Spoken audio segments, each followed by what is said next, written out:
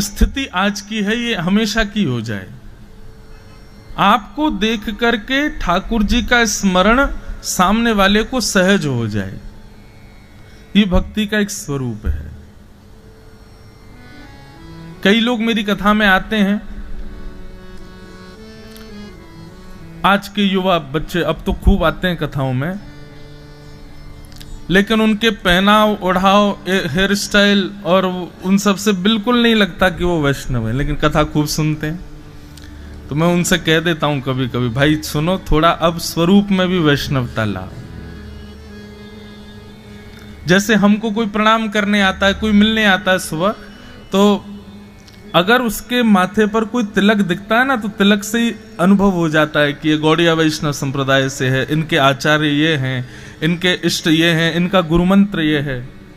कोई आकर के सीधे बोले महाराज जी श्री हरिवंश, तो पता चल जाता है कि ये हरिवंश परंपरा से हैं, इनके राधा वल्लभ लाल जी इष्ट हैं, इनके गुरुदेव ये हैं। मतलब आपके तिलक स्वरूप लगाने से, आपके वेशभूषा धारण करने से हमारे चित्त में भी आपके आचार्य और आपके इष्ट प्रकट हो रहे हैं। कितनी बड़ी बात है। कोई कह दे जय श्रीमन नारायण, तो पता चल जाता है कि ये श्री वैष्णव रामानुज संप्रदाय से हैं, रामानुजाचार्य जी के वंश में दीक्षित हैं, इनके इष्ट श्री रंगनाथ भगवान है। सोचो, अपने आप सब प्रकट होते हैं। तो हमारा आवरण, हमारी वेशभूषा, हमारे बाह्य स्वरूप में भी वैष्णवता दिखनी चाहिए। अभी दो स्थिति में भक्ति बटी हुई है। कई लोगों के चित्त में भक्ति है, वो कथा सुनते हैं, पर उनके आवरण में भक्ति नहीं दिखती। पर अभी वृंदावन में एक नई रीति चली है, वहां आवरण में ही भक्ति है, भीतर बिल्कुल नहीं है। वहां बाह्य श्रृंगार में ही भक्ति है बस। अभी एक नया ट्रेंड चला है सोशल मीडिया वाला, उसमें केवल बाह्य रूप से हम दिखाते हैं कि हम भक्त हैं। देखो हमारा श्रृंगार, देखो हमारे वस्त्र। दोनों होने चाहिए, अंतरंग भी हो और बाह्य रूप से भी हो। इस वक्त आप लोगों के मुखमंडल मैं तो देख पा रहा हूं, आप लोग वस्त्र से भी वैष्णव लग रहे हो और मुख से आपके हृदय के भाव भी वैष्णव दिख रहे हैं। बस ये जो अभी का पल है ना, ये आपका जीवन भर हो जाए, बस व्यासपीठ से यही आशीर्वाद है कि आप सदा के लिए ऐसे ही हो जाओ। आपको देख करके किसी व्यक्ति के चित्त में ये भाव ना आए कि ये संसारी है, ये निश्चित ऐसी जगहों पे जाता होगा, ये ऐसा भोजन करता होगा, ये ऐसा खाता होगा।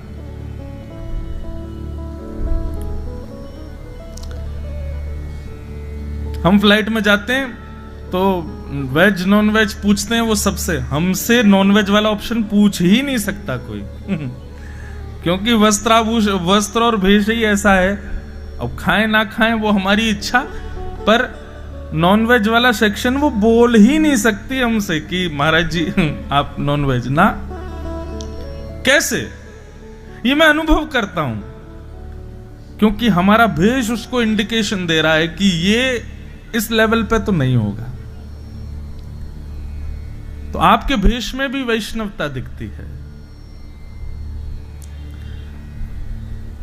तो आज चतुर्थ दिवस है कथा का, और कथा हम हमेशा ही हमारी ये शिकायत रहती है कि हम पीछे छूट जाते हैं क्रम में।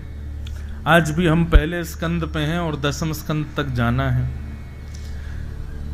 अभी, लेकिन हमारे जीवन की एक बड़ी अद्भुत कथा होने वाली है।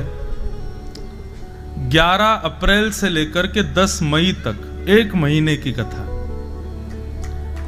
1 महीने की भागवत कथा है। और ये कथा होगी नासिक में श्री गोमती जी के तट पर। इसी कई लोगों को मैंने बताया, यहाँ पे भी कई लोगों को पता है कि वो कथा 1 महीने की होने वाली है। बहुत लोग कह रहे महाराज जी हम भी आएंगे, कथा सुनेंगे, हम 2 दिन के लिए, 4 दिन के लिए, 5 दिन के लिए। आओ आओ, बहुत बढ़िया, आप सबका स्वागत। खूब भाव से सुनिए, वहां हम खूब विस्तार से कथा करेंगे। अब जैसे सोचो, आज चौथा दिन है, अभी प्रथम स्कंद चल रहा है। भागवत में 12 स्कंद हैं और ऐसा नहीं है कि सारे स्कंद बराबर के हैं, कोई बड़ा है कोई छोटा है। अब द्वितीय स्कंद है वो बड़ा छोटा सा है, वो आज ही 2 मिनट में ही पूरा हो जाता है। ऐसे बड़े छोटे हैं। और दसम स्कंद के तो 2 भाग हैं, उत्तरार्ध और पूर्वार्ध, वो तो बहुत ही बड़ा है। तो वहां पर जो नासिक में कथा होगी उसमें बहुत आनंद आएगा। 4 दिन का तो नंदोत्सव है, नंद घर आनंद भयो जय करी, 4 दिन तक चलेगा। 3 दिन तक ठाकुर जी की बाल लीला जो हम लोग कल आधे घंटे में सुन लेंगे वो वहां 3 दिन तक चलेगी। गोवर्धन लीला फिर 4 दिन तक गोवर्धन उत्सव होगा। ठाकुर जी ने गिरिराज जी उठाए, 7 दिन तक धारण किए, ये पूरा विषय 4 दिन तक बोलेगा वहां पर। कितना आनंद आएगा, इतने विस्तार, ऐसे ऐसे भाव प्रकट होंगे। उस कथा में हमारे नियम बड़े कठिन हैं।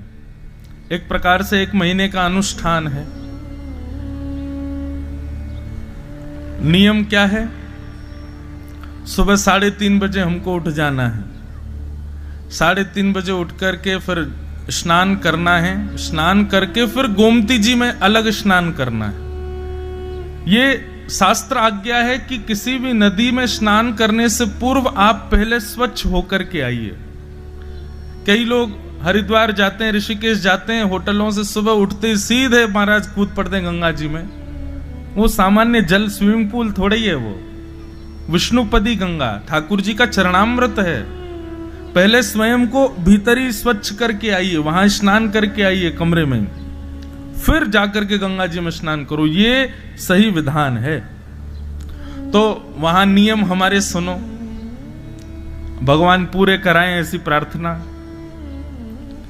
3:30 बजे हमको उठना है। उठ करके फिर हम पहले कक्ष में ही स्नान करेंगे, फिर उसके बाद गोमती जी में स्नान करेंगे। गोमती जी में स्नान करके फिर कंठ भर जल में खड़े होकर के संध्या करनी। 4:30 पौने 5 बजे वापस आएंगे और फिर वहां दत्त धाम है जहां कथा है, आश्रम है, वहां 250 ब्राह्मण परिवार रहते हैं और वहां पर हिंदी नहीं बोलता कोई, सब संस्कृत में बात करते हैं। 250 परिवार रहते हैं ब्राह्मणों के, उन्हीं के लिए ही वो कथा हो रही है। तो उस दत्त धाम फिर 4:30 बजे हम वापस आएंगे। वापस इतनी छोटी छोटी वहां पर असंख्य कुटियाएं बनी हुई हैं, छोटी छोटी। उसमें भीतर आपको बैठना है, घी का दिया जला करके, और अपने गुरुदेव का और गुरु मंत्र का जाप करना है। करीब 1 घंटा ध्यान करो। तो 5:30 बजे से लेकर के 4:30 बजे से लेकर के और 5:30-6 बजे तक वहां बैठेंगे। अच्छा, इतने में हम मौन रहेंगे। मौन व्रत चलेगा, बोलना नहीं है। और स्पर्श, किसी को स्पर्श नहीं कर सकते, अपने संग के लोगों को भी नहीं। मौन रहेंगे। फोन वोन तो दूर ही चले जाओ, वो तो चलेंगे ही नहीं बेचारे। नियम यह है कि मौन कब तक रहना है? सूर्य अस्त तक मौन रहना है। सूर्य अस्त के बाद फिर घर पे बात कर सकते हैं, कोई काम हो तो वो कर सकते हैं। आप कहेंगे महाराज जी तो ये 3 से 6 जो आप कथा करोगे उसमें तो बोलोगे। एक बहुत बड़ी विडंबना है, बहुत बड़ी रहस्यात्मक बात है कि भगवत चर्चा में बोलने को भी मौन ही माना जाता है। जब किसी व्यक्ति का मौन व्रत होता है तो उसको इतना अधिकार होता है कि वो भगवान का नाम बोल सकता है, क्योंकि भगवान का नाम बोलते समय आप मौन ही माने जाते हो, आप बोल रहे हो ऐसा नहीं माना जाएगा। 2:30 बजे से लेकर के 6:30 बजे तक जो मैं कथा कर रहा हूं, इतनी देर चित्रकेतु के रजिस्टर में मेरा मौन ही लिखा जाएगा, क्योंकि मैंने कोई संसारी चर्चा नहीं की, मैंने कोई विषय विलास भोग की बातें नहीं की। जब आप भगवत चर्चा करते हैं, भगवत भाव बोलते हैं, तब आप मौन ही माने जाते हैं। तो 6:30 बजे तक ध्यान करना, बाल भोग करना, फिर अपने लाल जी की सेवा श्रृंगार करना, उनकी करना, फिर 9-9:30 बजे से लेकर के और 11:30 बजे तक हमको भागवत जी का पाठ करना है।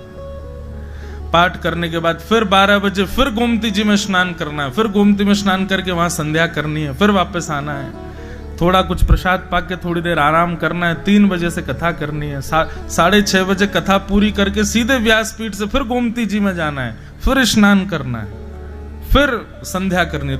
3 बार संध्या और 3 बार गोमती जी में स्नान, और शाम की संध्या करके तब हमारा मौन खुलेगा। फिर हम किसी से भी बात कर सकते हैं, कोई चर्चा कर सकते, लेकिन स्पर्श तो 30 दिन तक किसी का नहीं कर सकते।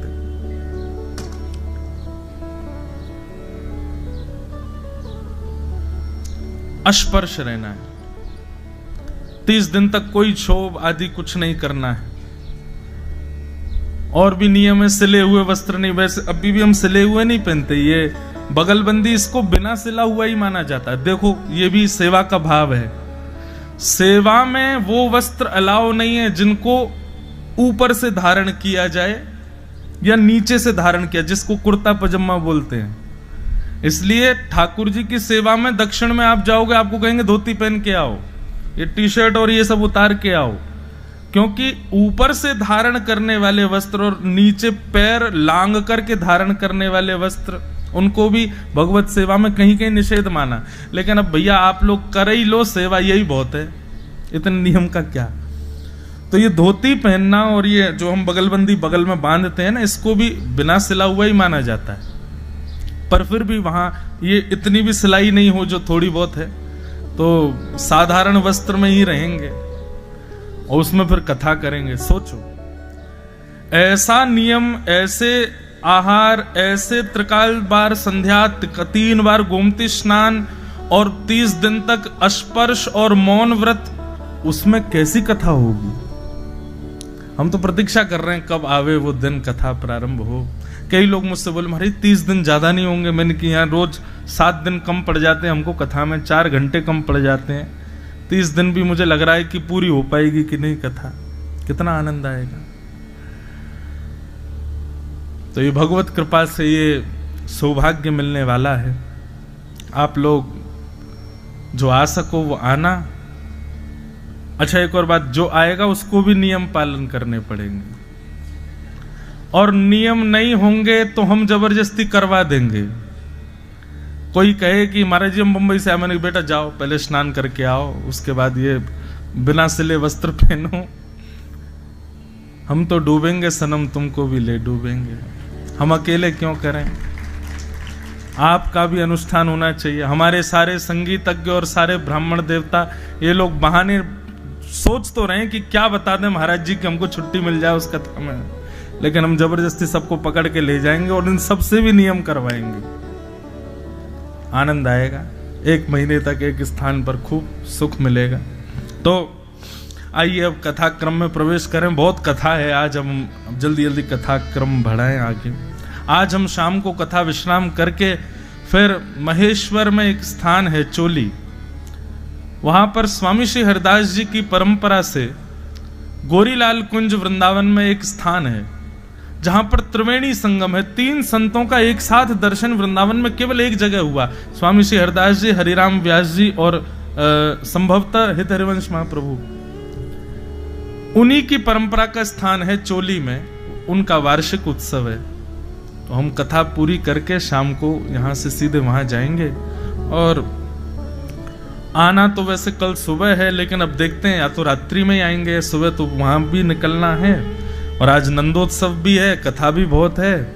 तो चलिए अब हनुमान जी से प्रार्थना करें कि वे आकर के हमारी वाणी पर विराज जाएं और सीधे उड़ा करके हमको नंदोत्सव तक लेके चलें।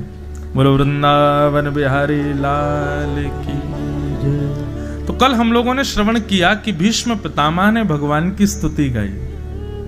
बंधुओं, पितामह भीष्म से इच्छा मृत्यु का भाव सीखा हमने।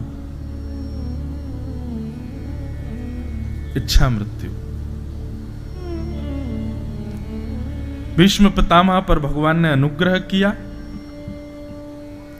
ठाकुर जी द्वारिका को प्रस्थान कर गए।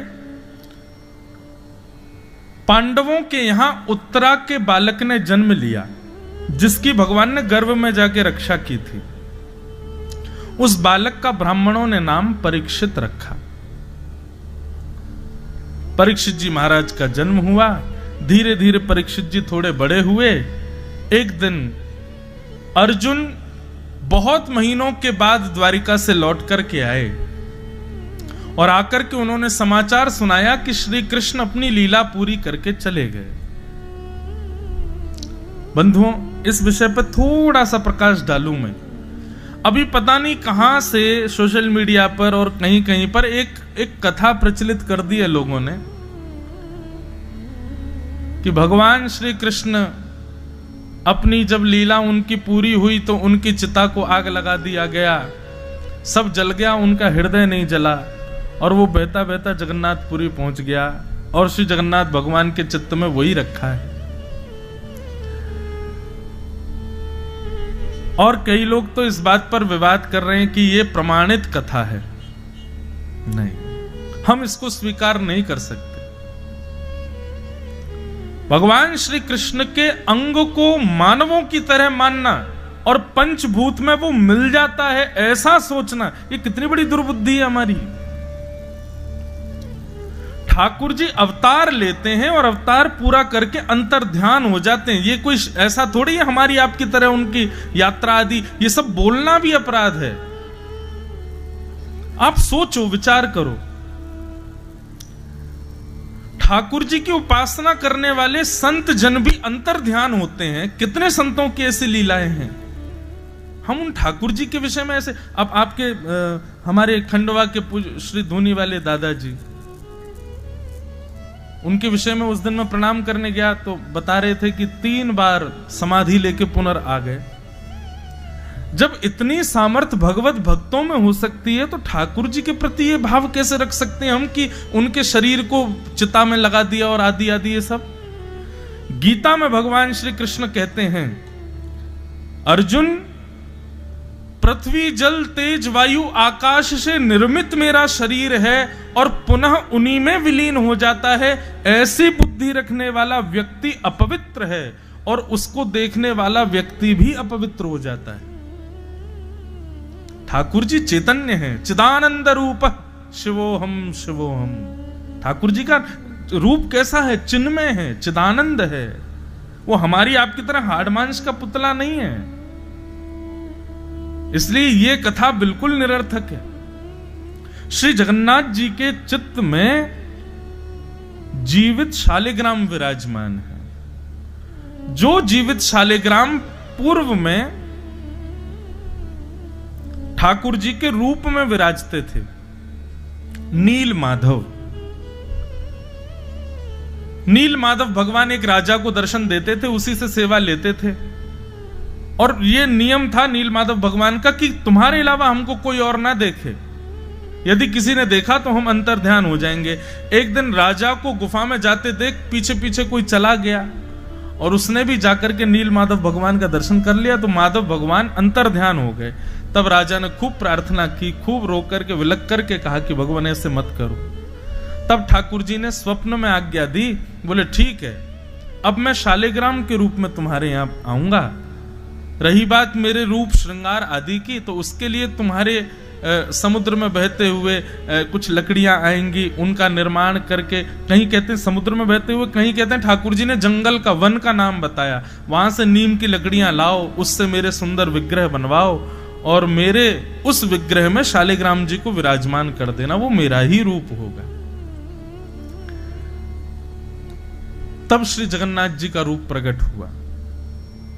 और उसमें भी ऐसी कथा आती है कि आधे भीतर रूप बना रहा था मूर्तिकार, छेनी हथौड़ी की आवाज आनी बंद हो गई तो रानी ने विचलित होकर के दरवाजा खोल करके देखा तो अधूरे जगन्नाथ जी रह गए। इसलिए आज भी जगन्नाथ जी के हाथ ऐसे अधूरे से, मुख अधूरा सा, पूर्ण नहीं बन पाया। राजा तो रोने लगा, बोले भगवान आपका रूप पूरा नहीं बन पाया। भगवान बोले चिंता मत करो, ये भी मेरा एक रूप है। ब्रजवासियों की याद में मेरा अंग पिघल गया था एक बार द्वारिका में, ये वही रूप है, इसको लोग जगन्नाथ रूप में पूजा करेंगे। अब बताओ, उसमें ये कथा लगा दी, भगवान का हृदय बहता बहता वहां पहुंच गया, उसमें भी अरे ऐसा विचार भी कैसे कर सकता है कोई। ठाकुर जी का हमारी आपकी तरह अंत नहीं होता। तिरोधाय प्रविष्टोयम श्रीमद् भागवतारणवम, श्रीमद् भागवत में तो स्पष्ट लिखा है भगवान एक ज्योति रूप धारण करके 7 बार आकाश में भ्रमण करते हुए अंतर ध्यान हुए और वो दिव्य ज्योति श्रीमद् भागवत में आकर के विराजमान हो गई। ठाकुर जी आपकी हमारी तरह कभी नहीं जाते।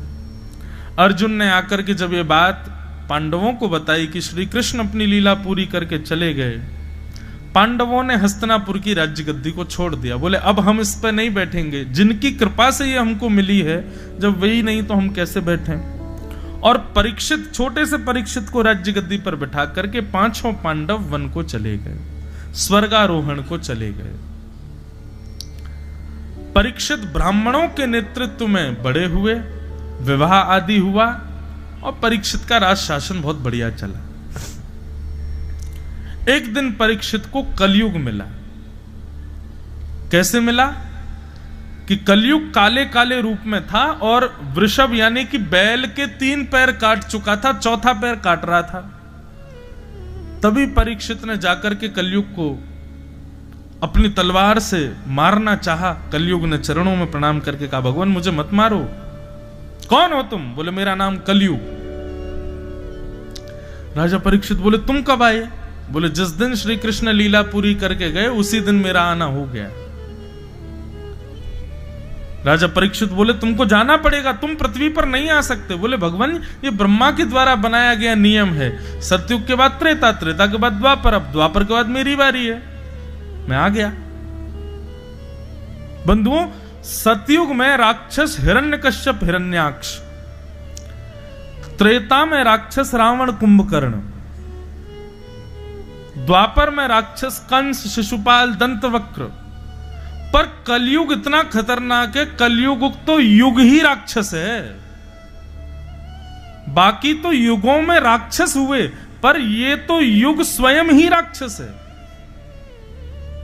अगर आप पूछें कि महाराज जी कलयुग में राक्षस कौन है, हर व्यक्ति राक्षस है, बस एक्टिवेट होने की देर है। ये थोड़ा बहुत डीएक्टिवेशन आपका चल रहा है ना, वो कथाओं की वजह से चल रहा है। ये थोड़ा बहुत आप डीएक्टिवेटेड होना ये इस कलयुग के वायरस से, वो इसलिए क्योंकि धर्म, आध्यात्म और ये सब कथाएं आदि के जगत से आप जुड़े हुए हो।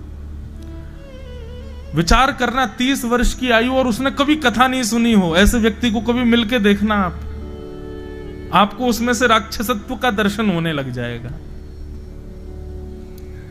40-50 वर्ष निकल गए, कभी वृंदावन ही नहीं गया, महाकाल के दर्शन ही नहीं किए, कभी ओमकारेश्वर नहीं गया, नर्मदा जी में कभी स्नान नहीं किया, गंगा जी को कभी देखा ही नहीं है, कथाएं तो बहुत दूर की बात है। ऐसे व्यक्ति से मिलो, दिख जाएगा राक्षस।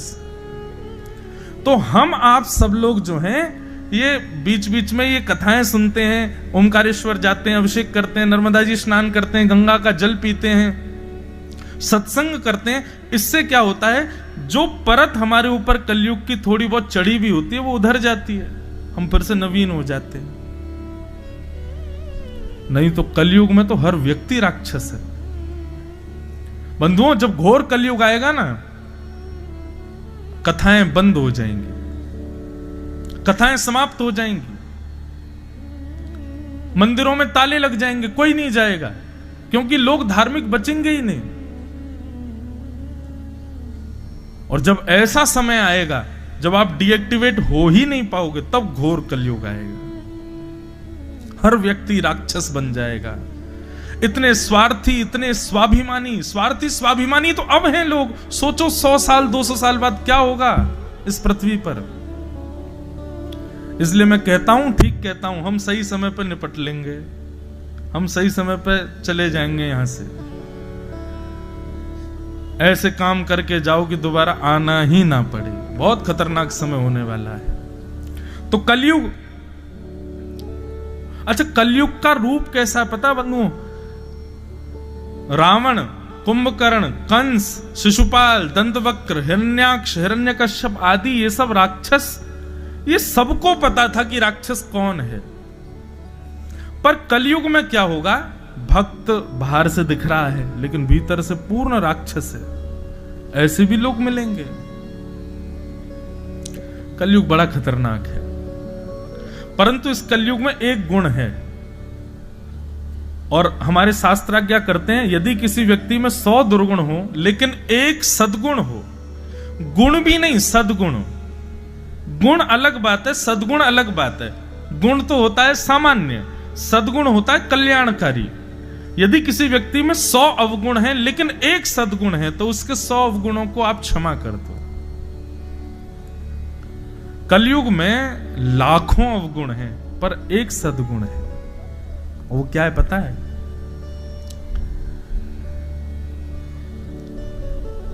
शंख चक्र गदा पद्मधारी श्रीमन नारायण चतुर्भुज भगवान। अब जैसे ही मैंने कहा चतुर्भुज भगवान, आपका चित्त ड्राइंग अपने आप बना देता है। तुरंत शंख चक्र गदा पद्म 4 भुजाएं हैं भगवान की, अपने आप ठाकुर जी प्रकट हो जाते हैं। पंढरपुर के श्री पंडरीनाथ श्री विठ्ठल भगवान, मेरे बोलते ही आपके चित्त में कमर पर हाथ रहे श्री ठाकुर जी प्रकट हो जाएंगे। वृंदावन श्री राधा रमण लाल त्रिभंग ललित ठाकुर जी तुरंत आपके चित्त में प्रकट हो जाएंगे। ये संभवता केवल कलयुग में है और कहीं नहीं है। बोलते ही ठाकुर जी चित्त में प्रकट होते हैं। नहीं तो आप सुनोगे सतयुग त्रेता द्वापर में लोग हजार वर्ष तपस्या कर रहे हैं, 200 साल तपस्या कर रहे हैं, तब भी ठाकुर जी प्रकट नहीं हो रहे।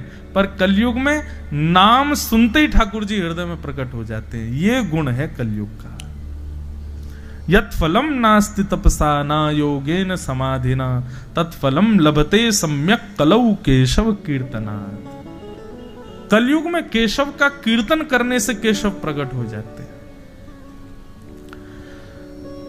राजा परीक्षित ने कहा कि तुमको जाना पड़ेगा। कलयुग ने कहा भगवान कुछ स्थान दे दीजिए, मैं वहीं रहूंगा। और 5 स्थान कलयुग को प्रदान किए गए। द्यूतम पानम स्त्रियः सूना यत्रा धर्मश्चतुर्विध पुनश्च याचमानाय जात रूप मदात् प्रभु। 5 स्थान हैं कलयुग के। द्यूतम यानी कि जुए में, पानम यानी कि मदिरा पान भक्ष भक्ष तामसी भोजन के सेवन में। द्यूतम पानम स्त्रिय पर स्त्री संग पर पुरुष संग में। सूना यानी कि हिंसा में, हिंसा कलेश में कलयुग का निवास। और 5म स्थान है बिना मेहनत के कमाया गया धन, बिना परिश्रम के कमाया गया धन। आप कुछ मत कीजिए, बस इन 5 जगहों से बच जाओ। जुआ कभी नहीं खेलना है। खेल कोई भी खेलो, कभी भी पैसे को दांव पर मत लगाओ। पैसे को दांव पर जैसे ही आप लगाते हैं, वो कोई भी बात हो, वो जुआ ही हो जाता है। वो द्यूतम की कैटेगरी में ही आता है।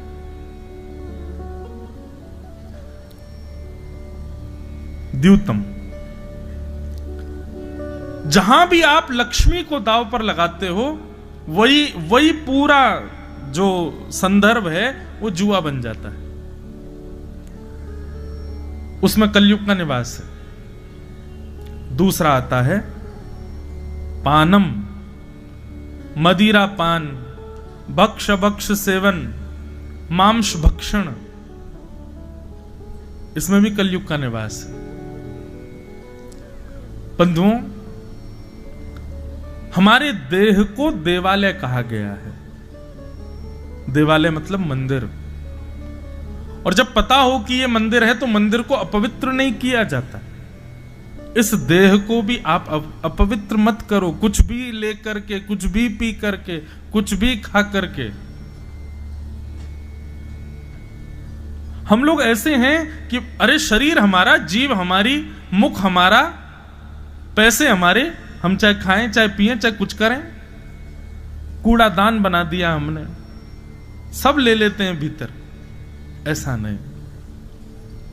हमारे चित्त में ठाकुर जी बैठे हैं। स्वयं भगवान कृष्ण गीता में कहते हैं, सबको ये श्लोक याद है, ईश्वर सर्वभूतानां हृदय सेर्धुन तिष्ठति। सबके चित्त में मेरा निवास है। तो जब पता है कि चित्त में ठाकुर जी बैठे हैं, आप कुछ भी लोगे तो वो उनको ही जाएगा और उसका दुष्परिणाम भोगना पड़ेगा, दुष्प्रभाव भोगना पड़ेगा। तो द्यूतम पानम पर स्त्री पर पुरुष संग,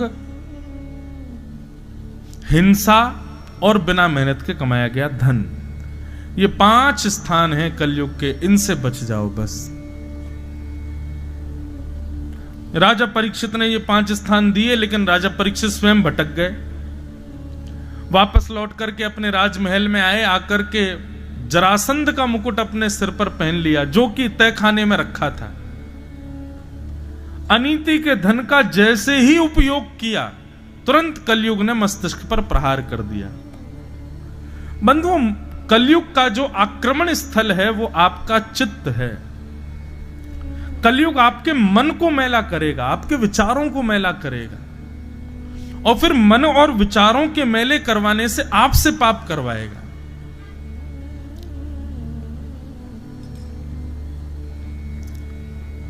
इसीलिए कहते हैं ये दशांश दान करो, 10वां हिस्सा दान किया करो, यहां इतना आश्रम में दे दो, इतना संतों को बांट दो, असहाय लोगों को दे दो। क्यों? ये बांटने का विधान क्यों है? ताकि हमारे धन में जो अंश कलयुग का हो वो निकले, वो जाए। राजा परीक्षित ने जैसे मुकुट पहना, मस्तिष्क में आकर के आक्रमण कर दिया कलयुग ने। और राजा परीक्षित आज आखेट को वन में गए। आखेट कहते हैं शिकार को, शिकार करने वन में गए। आज तक राजा कभी नहीं गए, पहली बार आज आखेट को वन में गए। सब लोग चौंक गए, बोले राजा परीक्षित कैसे जा रहा है? इनके यहां तो हिंसा करना मना है, आज राजा परीक्षित स्वयं जा रहे हैं। यही तो कलयुग का प्रभाव है। जो आपके परिवार खानदान पुश्तैनी में कभी ना किया गया हो, वो काम भी जो आपसे करवा दे, वो कलयुग है। जो आपके दादा परदादा पीढ़ी दर पीढ़ियों ने नहीं किया, वो आप करने लग गए। दुष्कर्म, समझो ये कलयुग आ गया है। कलयुग के बहुत सारे रूप हैं बंधु, कहां तक बताएं। हर दिन एक नया वेरिएंट आ जाता है इसका भी। जैसे कोविड हर साल एक नया रूप धारण करता है, ऐसे कलयुग हर दिन एक नया रूप धारण करता है। किस किस से बचोगे? कहीं ना कहीं तो फंसेंगे। पर ये 5 स्थान जो मैंने अभी बताए, इनमें आपका प्रवेश नहीं है तो कलयुग आपके ऊपर आक्रमण नहीं कर सकता। आप बचे रहोगे इससे।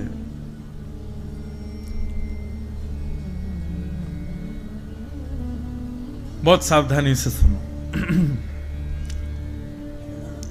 राजा परीक्षित आखेट को वन में गए। जानवर तो कोई मार नहीं पाए, क्योंकि आता ही नहीं था शिकार करना। तभी एक शमीक ऋषि के आश्रम पर जाकर के जल की याचना की।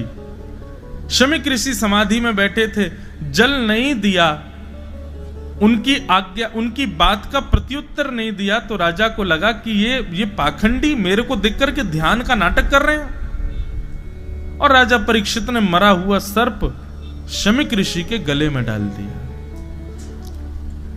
बंधुओं, यह भी एक कलयुग का रूप है कि किसी वैष्णव को देख करके, किसी संत को देख करके, किसी भगवत भक्त को देख करके, उसकी भजन की क्रिया देख के आपको पाखंड लगता हो, आपके चित्त में यह भाव आता हो कि ये तो आडंबर है।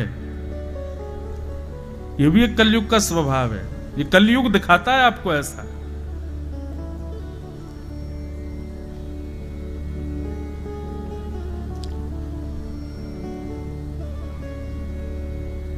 ओरछा के राजा मधुकर शाह, बहुत सावधानी से सुनो आप लोग, बिल्कुल शांति का परिचय दे करके सुनो, तो हम भाव से सुनाएं, नहीं पर हम जल्दी जल्दी अभी कृष्ण जन्म कर देंगे। भाव से सुनो सब लोग। ओरछा के राजा मधुकर शाह बड़े परम वैष्णव थे। एक दिन मधुकर शाह का नियम क्या था कि उसने अपनी सेना को नगर के चारों ओर बैठा रखा था, और हर राजा बैठा था, लेकिन हर राजा सुरक्षा के लिए बैठाता था। पर मधुकर शाह ने क्या कर रखा था, सेना के लोग बैठा रखे थे और सबके हाथ में पुष्प और पूजन का थाल रहता था। बोले कि हमारे ओरछा के आसपास से भी कोई संत जाए ना, तो जाकर के माला पहनाना, तिलक करना, दक्षिणा देना, और उन पर अवकाश हो तो उनको ससम्मान लेकर के राजभवन में आना। इसके लिए सेना बैठा रखी थी। वो सेना कोई शस्त्र अस्त्र लेके नहीं बैठती थी, संतों की सेवा के लिए बैठती थी। कुछ लोगों ने कहा कि ये सब राजा का आडंबर है, ये जबरदस्ती सबकी नजरों में बढ़िया बनने के लिए सब नाटक करता है। यदि इतना ही इसको वैष्णव रूप में आसक्ति है तो हम एक काम करते हैं। कुछ लोगों ने क्या किया, एक गधे को पकड़ा, उसके गले में कंठी माला बांध दी, गले को उर्दपुंड लगा दिया, तिलक विलक लगा के पीला पीला चंदन लगा करके बढ़िया, और गधे को छोड़ दिया ओरछा में। द्वारपालों को सख्त आदेश थे राजा के, गले में कंठी माला और माथे पर तिलक जिसके दिख जाए मुझे तुरंत अंदर आके संकेत कर देना, मैं आके उसका सम्मान करूंगा। अब जब द्वार के सामने से गधा जा रहा था तिलक लगा के और कंठी माला पहन के, द्वारपालों ने कहा भाई है तो गधा लेकिन राजा की आज्ञा है। दौड़े दौड़े द्वारपाल गए, राजा ने देखा, अच्छा कोई संत आए हैं, कोई वैष्णव आए हैं? बोले महाराज कंठी माला गले में है, सिर पर तिलक है, लेकिन संत वैष्णव नहीं है। बोले तो फिर कौन है? बोले आप स्वयं चल के देख लो। सब हंसी उड़ा रहे थे, सब हंस रहे थे, सब ताली बजा बजा करके हंस रहे थे गधे को देख के। लेकिन जैसे ही मधुकर शाह ने बाहर आकर के देखा, नेत्र सजल हो गए, दंडवत प्रणाम किया, चरणों में जल चढ़ा करके चरण प्रक्षालन किए, आरती की, माला पहनाई, सुंदर वस्त्र ओढ़ा करके उनको सुंदर जो गधा खाता है वो उसको खिलाया। सब लोग देख करके हैरान हो गए, बोले राजन ये स्थिति आपकी कैसे, आपने क्या देखा उसमें? वो एक गधा था।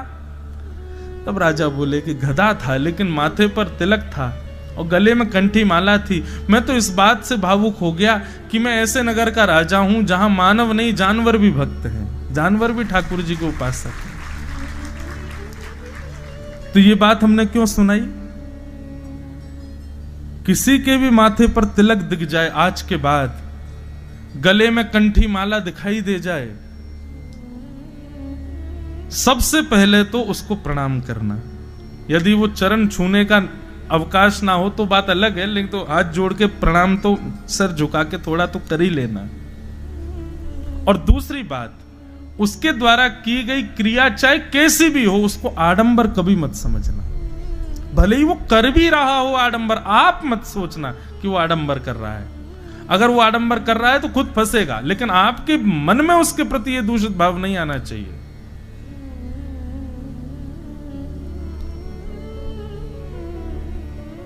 ये कुछ नियम है, इनका पालन करना। तो राजा परीक्षित ने, शमीक ऋषि ध्यान में बैठे थे और राजा परीक्षित ने जाके कहा मुझे जल की प्यास लगी है, पानी दीजिए। शमीक ऋषि ध्यान में बैठे थे, प्रत्युत्तर नहीं दे पाए। तो राजा परीक्षित को लगा बताओ आडंबर कर रहे हैं, नाटक कर रहे हैं, मेरे आगे पाखंड करते हैं। अरे चक्रवर्ती सम्राट तुमसे जल मांग रहा है और तुम अभी भी ध्यान में बैठे हो। मरा हुआ सर्प बाण से उठा करके गले में डाल दिया। यही तो कलयुग करवाता है। राजा परीक्षित वहां से लौट के चले गए। शमीक ऋषि के गले में मरा हुआ सर्प, ये समाचार जैसी शमीक ऋषि के पुत्र को पता चली कि मेरे पिता के गले में मरा हुआ सर्प राजा परीक्षित ने डाल दिया। परीक्षित के इस दुष्कर्म को शमीक ऋषि के पुत्र श्रृंगी ने अपने हाथ में जल लिया और जल लेकर के श्राप दे दिया। श्राप देता हूं कि राजा परीक्षित, चक्रवर्ती सम्राट राजा परीक्षित, आज के ठीक 7वें दिन तक्षक सर्प के डसने से उनकी मृत्यु हो जाएगी। और राजा परीक्षित को 7 दिन में मरने का श्राप लग गया।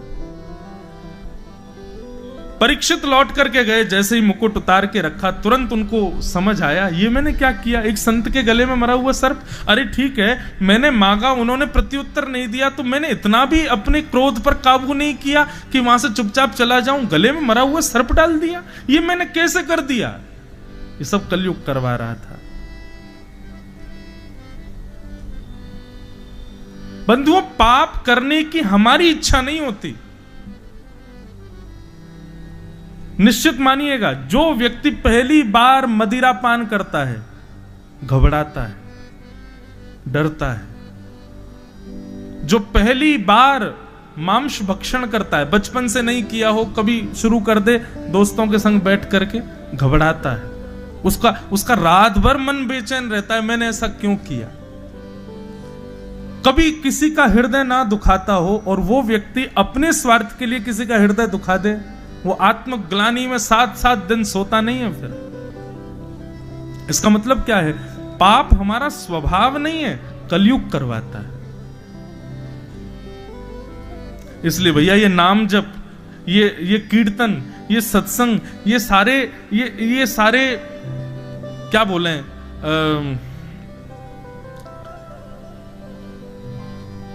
कोविड आया था तो कोविड में वो थे ना प्रोटोकॉल्स, क्या मास्क लगाओ, हैंड सैनिटाइजर साथ में रखो, और क्या था, हाँ 2 फीट का डिस्टेंस रखो, और हाथ तक भाई साहब वैसे तो ऐसे धो लेते, लेकिन कोविड में सब यूं धोते थे हाथ पीछे ऊपर, और पानी गुनगुना पियो, काढ़ा पीते रहो, ये सब प्रोटोकॉल हम लोग पालन कर रहे थे ताकि वायरस हमको ना लगे। ठीक वैसे ही भैया ये कलयुग रूपी वायरस के भी कुछ प्रोटोकॉल हैं, इनका पालन करो। क्या? नित्य भगवान का स्मरण करो, नित्य ठाकुर जी की मधुर चर्चा 20 मिनट नित्य कोई ना कोई कथा सत्संग जरूर सुनो, नित्य अपने जीवन में कुछ नवीनता लाने का प्रयास करो, सत्संग के माध्यम से अपने ठाकुर जी की सेवा करो, माता पिता की सेवा करो, अपने माथे पर तिलक लगा करके रहो। इस प्रकार के प्रोटोकॉल्स का जो पालन करते हैं तो कलयुग आता तो है आसपास, लेकिन स्पर्श करने से पहले ही चला जाता है, उसके ऊपर हावी नहीं हो पाता। राजा परीक्षित ने जैसे मुकुट उतारा, उनको याद आया ये मैंने क्या कर दिया। तभी शमीक ऋषि के आश्रम से एक शिष्य आए और आकर के कहा, राजा परीक्षित, आज आपने जो कृत्य किया उसकी वजह से आपको 7 दिन में मरने का श्राप लगा है। आज के ठीक 7वें दिन तक्षक सर्प आपको डसेगा और आपकी मृत्यु हो जाएगी। कृपा करके अपनी मुक्ति का उपाय खोज लीजिए। बंधुओं, ये बात सुनकर के राजा परीक्षित दुखी नहीं हुए। शास्त्र में एक आज्ञा करते हैं, क्रोधापि देवेन वरेण तुल्यम। शास्त्र आज्ञा करते हैं कि बड़े लोग जब क्रोध में कुछ बहुत गलत आपको बोल जाते हैं तो उस समय तो आपको बुरा लगता है कि इन्होंने देखो मुझे ऐसा बोल दिया, लेकिन कुछ दिन बाद आपको पता चलेगा वो जो फटकार थी ना, वो तो वरदान था, उसी का वरदान आज हमको मिला है। ये शास्त्र आज्ञा है। इसलिए आजकल पता है क्या, आजकल युवाओं में एक चीज की कमी है, पेशेंस बिल्कुल नहीं है। माता पिता कुछ कह ही नहीं सकते, एक शब्द नहीं बोल सकते, ये गलत है। प्रयास किया करो कि माता पिता की डांट पड़े, थोड़ी फटकार पड़े, माता जी कभी घूसा वूसा मार दे करें। आप तो सब खंडवा आदि के रहने वाले हो, हम तो ब्रजवासी हैं भैया। ब्रज में तो कुटाई अलग ही हो गए बालकन की। जहां ठाकुर जी नहीं छोड़े यशोदा मैया ने, तो हम तो सामान्य बालक है।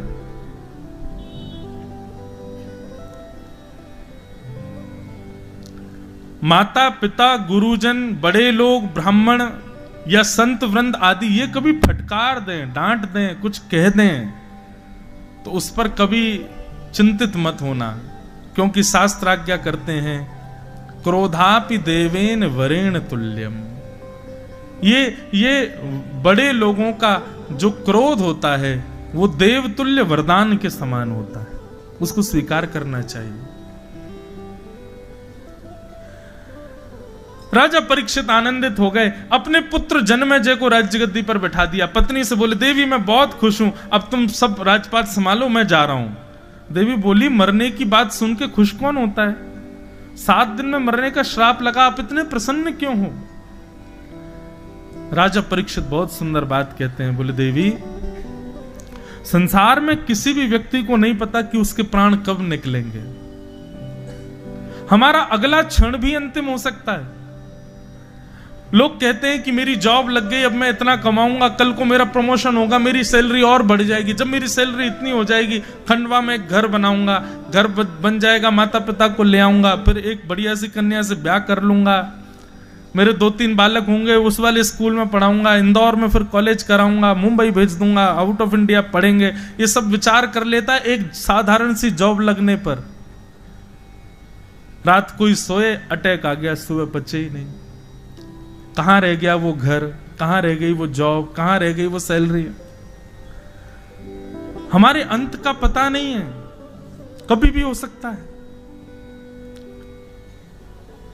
पर राजा परीक्षित कहते हैं, देवी एक ब्राह्मण ने कहा है कि 7 दिन बाद तक्षक सर्प के डसने से मेरी मृत्यु होगी, तो इसका मतलब इन 7 दिनों में भी यदि मेरी मृत्यु पहले आने वाली होगी तो पहले नहीं आएगी।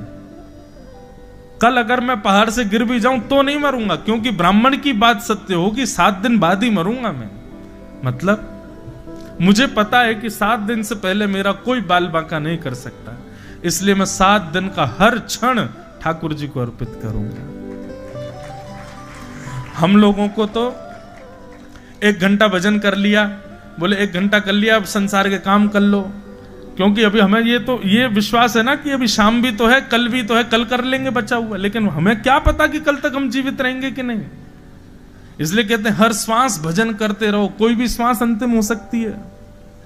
पर राजा परीक्षित कह रहे हैं कि 7 दिन से पहले मेरी अंतिम श्वास नहीं आएगी, इस बात की मुझे प्रसन्नता है। अब 7 दिन में जितने क्षण होंगे, हर क्षण ठाकुर जी को याद करके मैं व्यतीत करूंगा, इसलिए मैं प्रसन्न हूं। एक और बात बंधु, वैष्णव जो होते हैं ना, आप लोग ये कह रहे होंगे 4 दिन से वैष्णव वैष्णव, ये है क्या वैष्णव? ठाकुर जी का जो भजन करते हैं, कथा से जो प्रेम करते हैं, वृंदावन जाने का जिनका मन होता है, जो तिलक लगाते हैं, जो ठाकुर जी से संबंध रखते हैं, केवल वो पूजा के पात्र हैं, दिन में एक बार उनको अगरबत्ती दिखा दी, धूप बत्ती कर दी, ये व्यवहार स्वभाव रखने वाले वैष्णव नहीं। वैष्णव मतलब दिन में जिस प्रकार माँ पिता पति पुत्रों को स्थान है, ऐसे ठाकुर जी को भी स्थान है। उनकी चिंता भी जिनके चित्त में लगी रहती है, उनके लिए जो क्रियारत रहते हैं, उसको वैष्णव कहते हैं। तो जब आप वैष्णव बन जाते हो ना, तो बंधु आपके चित्त से, आपकी बुद्धि से नकारात्मक स्थिति चली जाती है। मतलब अब सगुन नहीं मानते वैष्णव लोग। बिल्ली रास्ता काट गई, गाड़ी रोक ली, लेकिन वैष्णव नहीं रोकते। हमारे संग ठाकुर जी, हमें काय को डरवे की चिंता, चलो आगे। अभी पौन बज रहे हैं, अभी कहीं मत जाओ, पौन पे नहीं निकलना चाहिए, कार्य असफल हो जाते हैं। लेकिन जो वैष्णव होते हैं वो ये सब विचारधारा नहीं रखते। और एक और बात कह दूं, वैष्णव जो होते हैं ना, ज्यादा भविष्य कथन, ज्यादा इस ऐसा कर दो ऐसा हो जाएगा, वहां पे वो धरियाना उससे ये हो जाएगा, इधर कपड़ा बांध देना इससे ये हो जाएगा, इन सब चीजों में वैष्णव विश्वास नहीं करते। वैष्णवों की तो केवल एक ही विश्वास का केंद्र है, ठाकुर जी। बस वे कृपा करेंगे, सब मंगल करेंगे, अन्य आश्रय नहीं करते वैष्णव। हम महाकाल भी जाते हैं ना, तो महाकाल भगवान से भी यही प्रार्थना करते हैं, हे महाकालेश्वर भगवान, आप कृपा कर देना, आप सबके मनोकामना पूरी करते हो, मेरी भी करो। क्या मुझे ठाकुर जी पहले से ज्यादा प्रिय लगने लग जाएं, ऐसी कृपा करो। हे ओमकारेश्वर भगवान, ऐसी कृपा करो कि हम ठाकुर जी के और समीप पहुंच जाएं। हे वैष्णो देवी मैया, सब देवी देवताओं से हम तो यही मांगते रहते हैं। अभी हमारी कथा 1 तारीख से बागेश्वर धाम में, तो माँ के महाराज जी तो है ही है, फिर वो तो वो कभी कभी कहते हैं, बोले आप अर्जी लगाया हो। मैंने कि आप ही लगा दो कि ठाकुर जी हमको मिल जाएं, बस यही अर्जी चाहिए। और जीवन में क्या मिले क्या ना मिले इसकी कोई परवाह नहीं। कभी ज्योतिषी से ये पूछा आपने कि भैया ऐसे नक्षत्र ग्रह बताओ, कि हम ये तो पूछ लेते हैं जॉब अच्छी कब शुरू हो जाएगी, बच्चे का ब्याह कब का हो जाएगा। कभी ज्योतिषी से ये दिखवाया कि भैया ये बताओ ठाकुर जी कब मिलेंगे हमको? कभी नहीं पूछा, किसी ने नहीं पूछा होगा, ये मैं गारंटेड कह रहा हूं। स्पेशली 500 रुपए दक्षिणा देखे ज्योतिषी से, तो पूछवा। जब भविष्य में सब है तो यह भी तो होगा। और मैं एक बात सत्य कहूं, आप जिस दिन किसी भविष्य कथन करने वाले से या इस प्रकार के ये ज्योतिष आदियों में, ज्योतिष भगवान के नेत्र हैं, वो गलत नहीं है, वो पूर्ण सत्य है। कभी आप जाकर के यदि विशेष रूप से ये पूछ लोगे या किसी को हाथ दिखा के भैया ये देख के बताओ ठाकुर जी कब मिलेंगे, विश्वास मानना वो रेखा ठाकुर जी से मिलने वाली नहीं भी होगी ना, तो उस दिन ठाकुर जी बना देंगे, बोले अब मिलूंगा इसको, क्योंकि कुछ और कामना नहीं की है, मुझसे मिलना चाहता है। मीराबाई का एक पद है, बहुत सुंदर पद है, कब हो मिले पिया मोरा गोविंद, कब हो मिले पिया मोरा गोविंद, कब हो मिले पिया मोरा गोविंद। बहुत प्यारा पद है,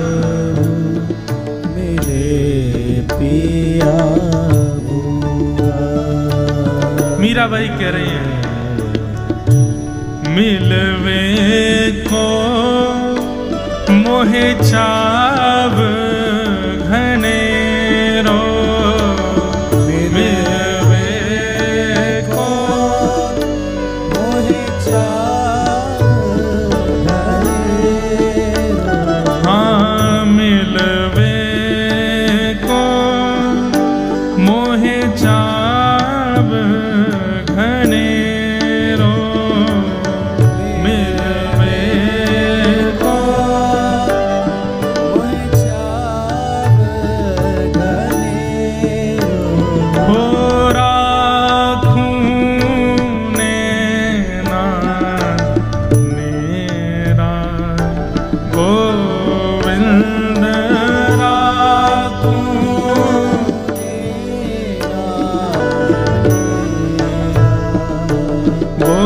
गोविंद, कब हो मिले पिया मोरा गोविंद, कब मिले पिया मोरा गोविंद, कब मिले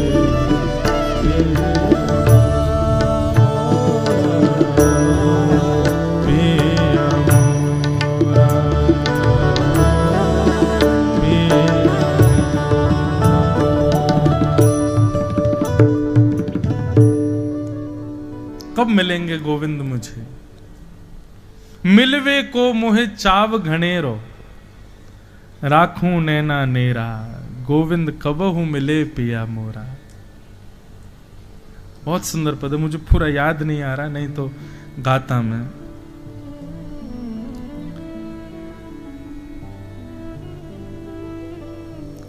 ऐसी व्याकुलता हम में शायद कभी नहीं आएगी ठाकुर जी से मिलने की। और जिस दिन ये व्याकुलता आ जाए ना चित्त में, प्रसन्न हो जाना उस दिन, क्योंकि आप तो व्याकुल हो ही नहीं सकते, ठाकुर जी हो रहे हैं शायद आपसे मिलने के लिए, इसीलिए भाव प्रकट हो रहा है। तो राजा परीक्षित अपने पुत्र जन्मेजय को राज्य गद्दी पर बिठा करके स्वयं चले गए, और वन में जैसे ही गए तो असंख्य संत वहां पर अपने आप आ गए। भाई एक चक्रवर्ती राजा है, उसको मरने का श्राप लगा, संत अपने आप आ गए, और संतों ने आकर के राजा परीक्षित से कहा, परीक्षित बताओ हम तुम्हारी क्या सहायता करें। तो राजा परीक्षित ने सबसे कहा, मैं 7 दिन में मरने वाला हूं, मेरी मुक्ति का उपाय बताओ। सबने अलग अलग उपाय बताए। किसी ने कहा महामृत्युंजय का जाप करा लो, किसी ने कहा तुम हिमालय पे चले जाओ, किसी ने कहा कंठ पर गंगा जल में खड़े हो जाओ। सब कहने लगे, लेकिन कोई भी प्रमाणित कहकर के ये बात नहीं कह पा रहा था कि तुमको मुक्ति मिलेगी। तभी वहां पर श्री सुखदेव जी महाराज का आगमन हुआ। सब लोग हाथ जोड़ करके सुखदेव जी का स्वागत करो। तत्रा भवद भगवान व्यासपुत्रो यदृच्छया गामटमानो नपेक्ष अलक्षलिंगो निचलावतुष्टो व्रतश्च बालैरवधूतभेष।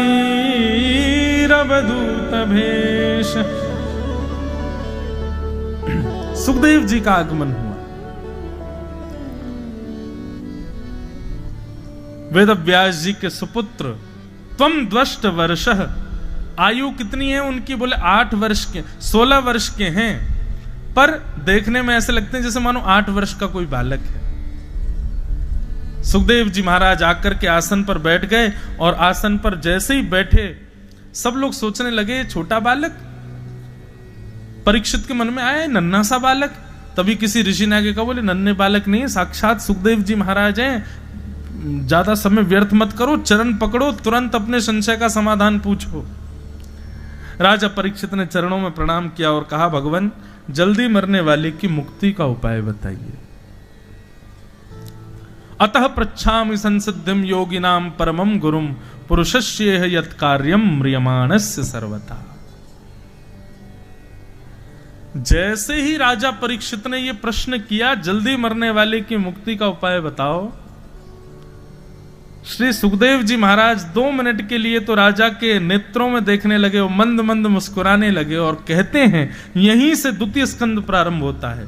सुखदेव जी कहते हैं, वरीयाने शते प्रश्न क्रतो लोक हितम नृप आत्मवीत सम्मतः पुंसाम श्रोतव्यादिषु परः।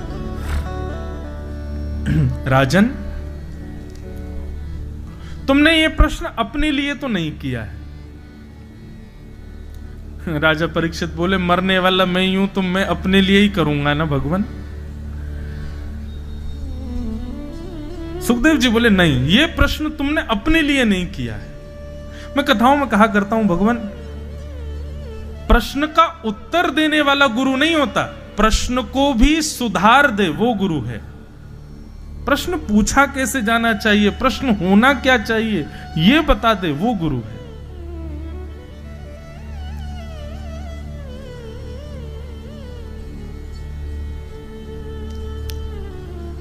बहुत ध्यान से सुनना बंधु।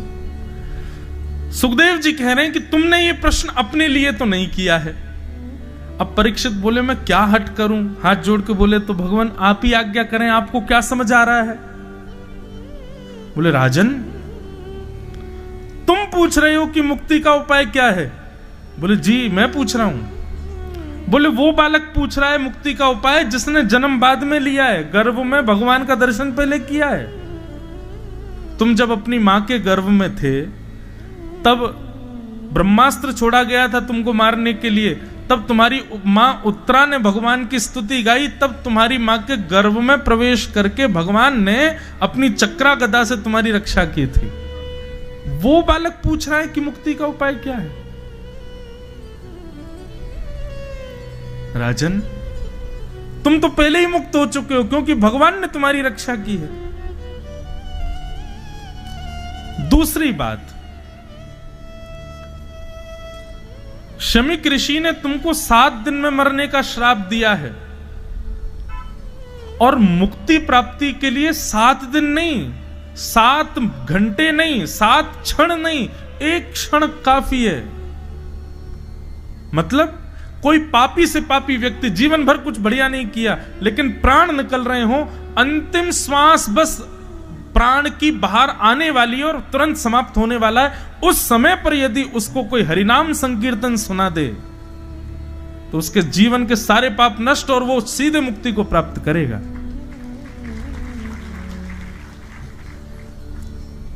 ताली क्यों बजाई आपने? अभी तो बात चल रही है और थोड़ा तत्पर होके सुनिए। ये तो अभी संवाद चल रहा है, संवाद तो पूरा होने दो पहले, फिर बजाना ताली। राजन, तुम ये विचार करो कि ब्राह्मण ने ये क्यों नहीं कहा कि अभी इसी वक्त तक्षक सर्प जाए और जाकर के राजा परीक्षित को डस दे? उसके मुंह से 7 दिन की ही अवधि क्यों निकली? और 7 दिन की अवधि निकली तो तुम फिर ये मुक्ति क्यों मांग रहे हो? तुम तो पहले से ही मुक्त हो, ठाकुर जी ने तुम्हारी रक्षा की है। और दूसरी बात, मैंने कल कहा था ना कि अभी आगे ये मुक्ति वाली फिलॉसफी भी रुक जाएगी, दूसरी नई फिलॉसफी शुरू होगी। मुक्ति का मतलब होता है वैकुंठ की प्राप्ति, जहां से दोबारा जन्म नहीं लेना पड़ता। और बंधुओं, मुक्ति राक्षसों को भी मिलती है। मुक्ति उसको भी मिलती है जिसने पाप किया है लेकिन अंतिम क्षण में भगवान का नाम जप लिया है। अब सोचो, किसी व्यक्ति ने जीवन भर पाप किया और अंतिम क्षण में गलती से उसके कान में भगवान का नाम चला गया, उसकी मुक्ति हो गई। और हमने यहां जीवन भर कथा कही, जीवन भर 4-4 घंटा बैठ करके आप लोगों को कथा सुनाई, अपने घर परिवार सब छोड़ छाड़ करके दुनिया में घूम घूम करके भगवान की लीलाओं का प्रचार किया, और उसके बाद भी भगवान ने मुझे भी वही मुक्ति दे दी जो उस पापी को दी थी। मुझ में और पापी में अंतर क्या रहा? मतलब खंडवा में कोई बहुत बड़ा कार्यक्रम हुआ, उस कार्यक्रम में उसको भी वीवीआईपी गेस्ट के रूप में बुलाया गया है जिसने 1 रुपए का सहयोग नहीं किया, और उसको भी वीवीआईपी बुलाया गया है जिसने बेचारे ने 10 लाख रुपए डोनेशन में दिए। ये तो उचित नहीं है। राजा, 7 दिन बाद यदि अंतिम क्षण भी तुमको भगवान नाम सुना दिया जाएगा ना, तो भी तुमको मुक्ति मिल जाएगी। लेकिन ये 7 दिन तुमको मिले हैं।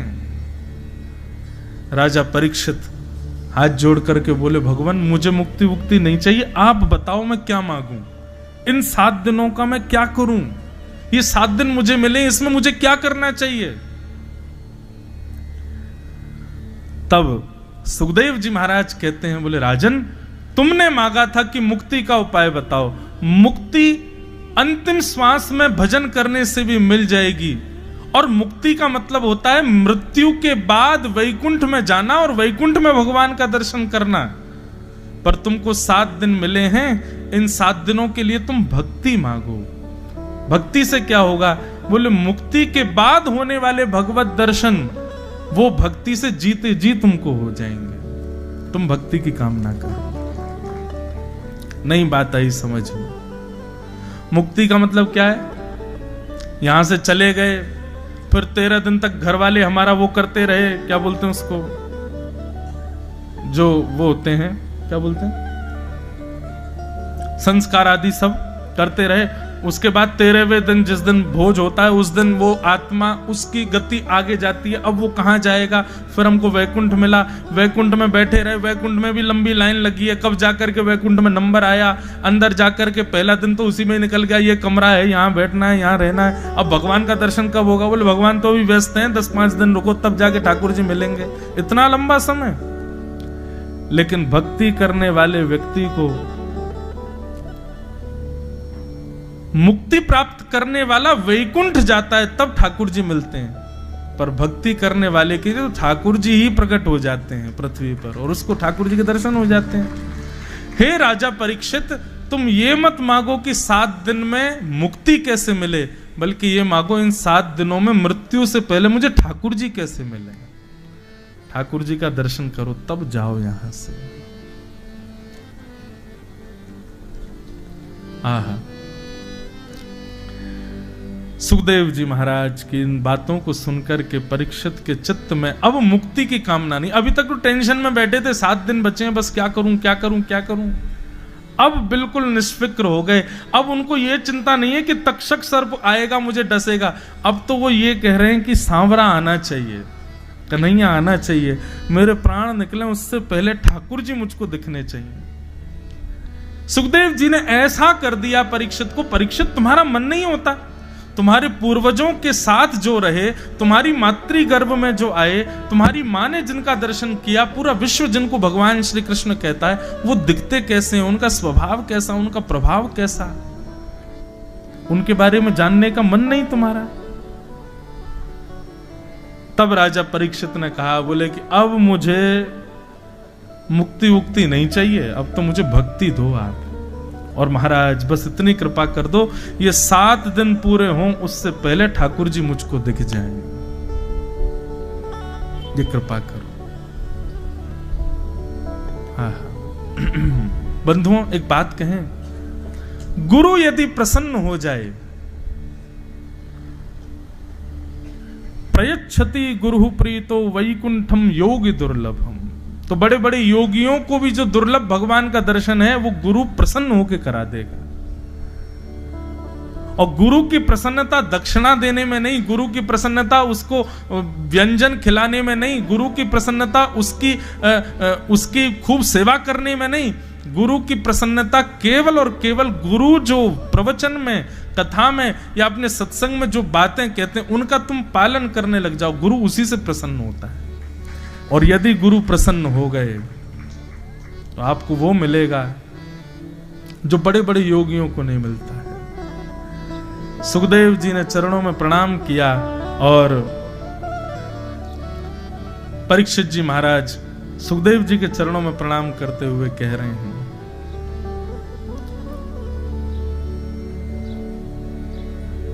तेरी शरण में आके मैं धन्य हो गया,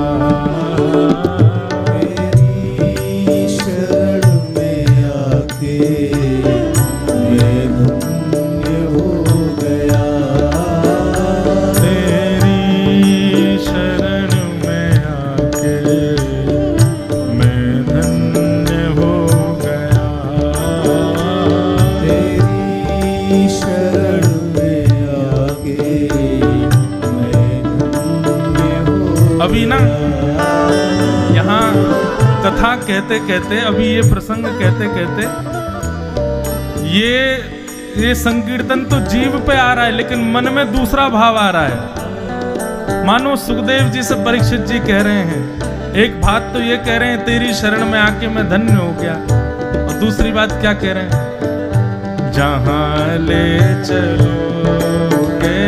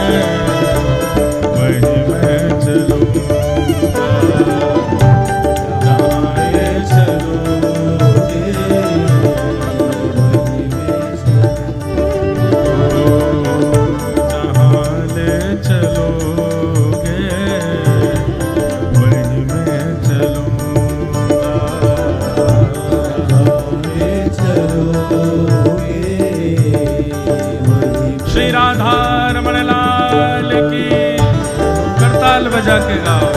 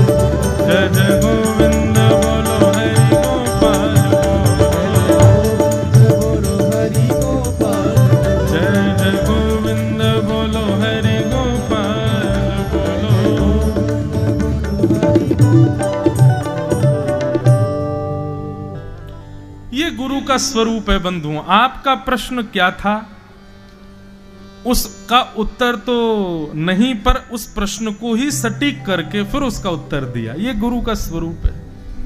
राजा परीक्षित तो मुक्ति मांगना चाहते थे, लेकिन वही बात है, कांच मांगना चाहते थे लेकिन हीरा दिया। तुम मुक्ति मांग रहे हो, हम तुमसे कह रहे हैं भक्ति मांगो तो श्री कृष्ण यहीं आ जाएंगे, तुम क्यों वैकुंठ जाओ। एक बात सदैव याद रखना बंधुओं, ठाकुर जी के पीछे पड़े रहे और पूरा जीवन निकल गया तो आपने भक्ति की नहीं। भक्ति तब मानो जब ठाकुर जी आपके पीछे पड़े रहे, आपके पीछे ठाकुर जी पड़ जाएं। मीराबाई कहती है ना,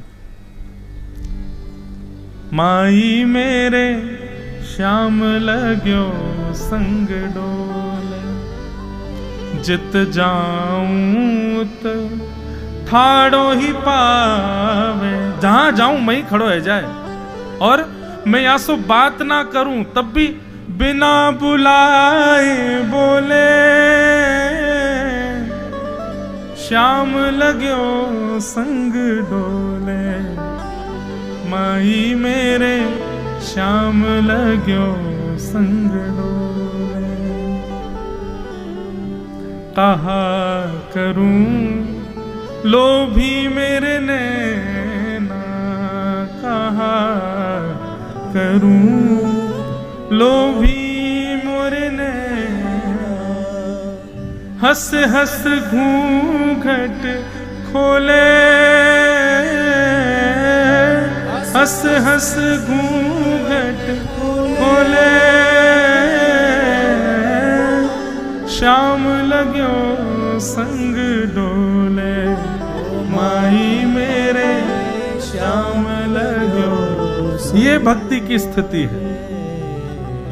आप तो छोड़े आए घर में लेकिन वो आपके संग ही आ गए। कैसे वो आपको पीछा नहीं छोड़े ठाकुर जी, तब समझो कि हाँ ये भक्ति शुरू भई हमारी। हमारे वृंदावन में एक संत हुए श्री हरिराम व्यास जी। तो हरिराम व्यास जी वृंदावन में विराजे, ओरछा के राजा के कुल गुरु थे। वृंदावन में ऐसी रति हो गई, वृंदावन में ऐसी रीति हो गई श्री हरिराम व्यास जी की कि कभी वृंदावन से जाते नहीं थे बाहर। और केवल इतना ही नहीं कि मैं ना जाऊं, अगर उनको पता चल जाता कि कोई वृंदावन से जा रहा है, उसको भी जाकर के पूर्ण प्रयास करते रोकने का कि ये भी नहीं जाए। हरिराम व्यास जी को पता चल जाता कि कोई ब्रजवासी छोरी को ब्याह कहीं बाहर है रहो तो घर वाले इनसे लड़वे चले जाते। बोले अरे कितनो भाग्य या को ब्रज में लो और तुम जाको ब्याह कहीं बाहर कर रहे हो। अरे ऐसा करो ब्रजते ब्रज में ही ब्याह है जाए ताकि ब्रज नहीं छूटे या को। ऐसे श्री हरिराम व्यास जी स्वयं तो छोड़ते ही नहीं थे और इस बात को वो इस रूप में लेते थे कि मैं नहीं छोड़ता, ये नहीं है, ठाकुर जी नहीं छोड़ते मुझको, या मारे मेरो ब्रजवास है, या मारे मैं ब्रज में रहूं। एक बार कोई संत आए, बहुत अच्छा गाते थे। हरिराम व्यास जी के ठाकुर जी हैं श्री युगल किशोर जी जो पन्ना में विराजते हैं। तो पेटी बजा के गाते थे। उनके छोटे से शालिग्राम थे। कुछ दिन के लिए वृंदावन आए थे। हरिराम व्यास जी से कहा कि हम अपने शालिग्राम को कहां लिए घूमें, आप इनको जुगल किशोर जी के पास ही बैठा दो, आप ही सेवा कर दिया करना। 10-15 दिन हम यहाँ थोड़ा रहेंगे, ठाकुर जी को राग सुना दिया करेंगे, फिर हम चले जाएंगे। और जैसी जाने की बात सुनते हरिराम व्यास जी कहते ना जानो काहे को आ गए, अब वृंदावन आ गए, मतलब अब वापस जाने के लिए नहीं आए हो, अब तो यहीं रहना है। लेकिन संत बोले अब ठीक है जैसी आपकी इच्छा। 15-20 दिन तो बेचारे रहे, खूब राग सेवा करते, वृंदावन में घूमते। 15 दिन बाद वे आए, व्यास जी से बोले व्यास जी अब हमको आज्ञा दो। व्यास जी बोले काई की आज्ञा? बोले वृंदावन से अब जाएंगे वापस, अयोध्या की तरफ निकलना। व्यास जी टालते रहते, अच्छा ठीक है शाम को चले जाना। शाम को कहते अरे कल तो ठाकुर जी का वो उत्सव है, वो तो करके ही जाना पड़ेगा आपको। बेचारे रात में रोक लेते, अगले दिन फिर बोलते अब हमको जान दो। अच्छा वो जा भी नहीं सकते क्योंकि ठाकुर जी तो भीतर बैठे हैं युगल किशोर जी के पास, वो दें तब हम जाएं। बहुत दिन हो गए, हरिराम व्यास जी के पीछे पड़े रहे, बोले हमारे ठाकुर जी दे दो हम जाएंगे। तो हरिराम व्यास जी ने क्या किया, छोटे से शालिग्राम उनकी डिबिया थी, बोले लाओ डिब्बा दो, हम ठाकुर जी को धर के दे देते हैं। डिब्बा लेके पर्दा करके भीतर गए और डिब्बा में फूल धर दिए, ठाकुर जी नहीं धरे। और वहीं खिड़की पर एक चिड़िया का घोंसला था, छोटी सी चिड़िया बैठी थी। हरिराम व्यास जी ने वो पकड़ के चिड़िया बैठा दी उसके भीतर घोंसला, उसमें डिब्बा में, और बंद करके दे दिए उनको, लो चले जाओ, जल्दी आना वृंदावन। बोले जी। और सुनो, ऐसे नहीं जाते वृंदावन से, वृंदावन से जाते समय यमुना जी में स्नान करना चाहिए और अपने ठाकुर जी को भी स्नान कराना चाहिए। तो पहले यमुना जी में स्नान कर लेना, ठाकुर जी को स्नान करा देना, तब जाना। बोले जो आज्ञा। आज्ञा मान के बेचारे यमुना जी पहुंचे। यमुना जी पहुंच के जैसे ही उनने डिब्बा खोलो, सोई चिड़िया फुर्र करके उड़ गई आकाश में। अब तो वो उठा के देखें, फूल ही फूल धरे, ठाकुर जी तो है ही नहीं। रोते रोते आए, आकर के हरिराम व्यास जी से बोले बहुत अनर्थ हो गया। बोले क्या? बोले ठाकुर जी उड़ गए हमारे। व्यास जी बोले अरे हम तो तुमसे पहले ही मना कर रहे थे कि वो वृंदावन से जाना नहीं चाह रहे, तुम जबरदस्ती ले जा रहे हो उनको। रुको, तुम यहीं रुको, हम देख के आते हैं कहीं जुगल किशोर जी के पास तो नहीं है। और ऐसे उनको दिखाते हुए गए, और जुगल किशोर, अरे देखो जे बैठे तुम्हारे ठाकुर जी, देखो ये रहे, तुम तो ले जा रहे थे, ये चिड़िया बन के आ गए, फिर से यहीं बैठ गए। अब भैया तुम वृंदावन से जाओ ही मत। और उस व्यक्ति ने अखंड ब्रजवास ले लिया। ऐसी सिचुएशंस जो होती है ना, इनको कहते हैं कि ठाकुर जी पीछे पड़े हैं हमारे। हम तो चाहते हैं कि हम छोड़ें, हम तो चाहते हैं कि हम कथा में नहीं जाएं, हम तो चाहते हैं कि वृंदावन से वापस आएं, लेकिन ट्रेन छूटी नहीं है, छुड़वाई है इन्होंने। ये जो हमारे प्रोग्राम एक्सटेंड हो रहे हैं ना, ये करवा रहे हैं। इसका मतलब ये समझो अब ठाकुर जी पीछे पड़ रहे हैं। भगवत कार्यों में आपकी अवधि जितनी थी उससे अधिक बढ़े तो समझो ठाकुर जी पीछे पड़े हैं। अब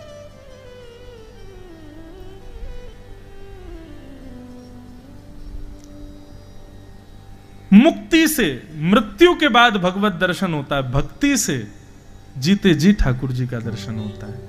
तब परीक्षित जी ने चरणों में प्रणाम करते हुए कहा, अब मुझे मुक्ति नहीं चाहिए भगवान, मेरे जीवन के 7 दिन बचे हैं, कृपा कर मुझे भक्ति दिलाओ, ताकि इस भक्ति से मैं ठाकुर जी का साक्षात दर्शन कर सकूं। तब यहां से श्री सुखदेव जी महाराज सुनाना प्रारंभ करते हैं। अब हम कुछ कथाएं बिल्कुल छू छू करके आगे चलेंगे। सुखदेव जी महाराज ने सर्वप्रथम सृष्टि का प्रसंग सुनाया और वहीं उद्धव विदुर मिलन का भाव सुनाया। वृंदावन में श्री उद्धव जी महाराज को विदुर जी से भेंट होती है। विदुर जी को देख करके उद्धव जी बड़े प्रसन्न हो गए। उद्धव जी ने कहा, उद्धव और विदुर कौन है? उद्धव जो हैं ये कौरवों के महामंत्री हैं, और विदुर जी जो हैं ये कौरवों के महामंत्री हैं, और उद्धव जी जो हैं ये भगवान के महामंत्री हैं, ठाकुर जी के, द्वारिकाधीश के। हुआ यह था कि आप सबको कथा पता है कि भगवान दुर्योधन से ये कहने आए थे कि भैया तुम पांडवों से युद्ध मत करो, 5 गांव दे दो, पूरी भारत पे तुम राज करो, 5 गांव पांडवों को दे दो। लेकिन दुर्योधन ने कह दिया, सुई के नोक के बराबर जमीन भी बिना युद्ध के नहीं दूंगा। अरे 5 गांव क्या, पूरा भारत ले जाएं, लेकिन युद्ध करके। जब ये बात दुर्योधन ने कही तब विदुर जी को बड़ी आत्मग्लानि हुई, मैं कैसे लोगों का महामंत्री बना हुआ हूं जो ठाकुर जी की बात नहीं मान रहे। विदुर जी महाराज ने उसी समय मंत्री पद से त्याग कर दिया कि जो ठाकुर जी का नहीं है उससे मेरा कोई संबंध नहीं। बंधु, ये भी वैष्णव का स्वरूप है। मैं तो कथा कराने वालों से कहता हूं, जिन जिन को तुमने आमंत्रण दिया और जो जो लोग कथा में 7 दिन में नहीं आए उनको 7 दिन बाद ब्लॉक मार देना फोन में। अब हमारा तुमसे कोई संबंध है ही नहीं, तुम आए क्यों नहीं, ठाकुर जी से तुम्हारा कोई प्रेम नहीं। हमारे घर के ब्याह में मत आओ, शादी में मत आओ, जन्मदिन में मत आओ, कभी मत आओ, पर हमारे घर कोई उत्सव हो, ठाकुर जी की लीला हो तो आप जरूर आओ।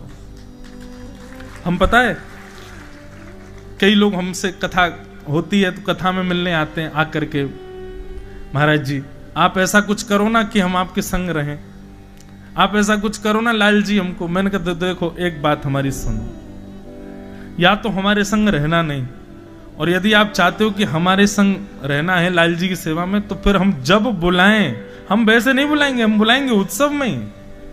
उत्सव में तुमको आना पड़ेगा, चाहे तुमको 100 काम आए। और हम अपनी स्पष्ट बात बता रहे हैं, उत्सव के लिए जिसको निमंत्रण भेजते हैं, अगर किसी कारण से वो उत्सव में नहीं आता, उसको हम दोबारा निमंत्रण कभी नहीं भेजते। फिर चाहे वो अगले उत्सव में आ जाए, क्षमा मांग ले, मैंने नहीं अब तू कितनी क्षमा मांग बेटा, अब तुम्हारा नाम कट गया, एक बार क्यों नहीं आए। इसलिए सोच समझ के, हाँ, ब्याह शादी जन्मदिन हो, घर के ये सांसारिक क्रिया हो, उसमें भले ही मत आओ। हमारे लाल जी का उत्सव हो रहा है, हमारे घर में कथा हो रही है, हमारे नगर में आपको आना पड़ेगा। और जो जो लोग निमंत्रण देने पर आए 1-2 दिन के लिए, लेकिन रुक गए 3-4 दिन और, उनका नंबर तो प्रायोरिटी में और डाल लेना अपने फोन में कि इनका फोन आए तो एक रिंग में उठाना है। ये भैया ठाकुर जी से प्रेम करते हैं तो हमारा भी इनसे प्रेम ज्यादा है।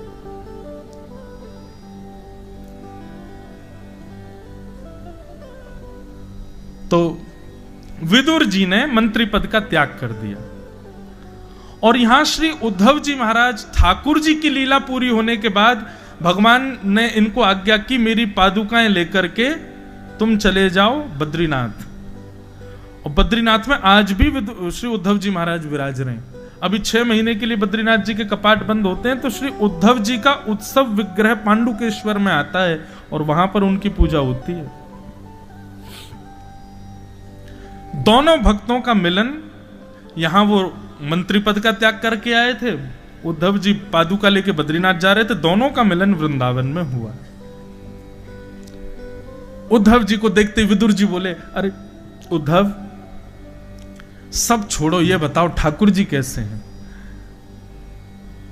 उद्धव जी के नेत्रों में आंसू आ गए, बोले कि विदुर जी, ठाकुर जी तो लीला पूरी करके चले गए और अपनी पटके में से निकाल के भगवान की पादुका दिखाई, ये पादुकाएं हैं, इनको लेके मैं बद्रीनाथ जा रहा हूं।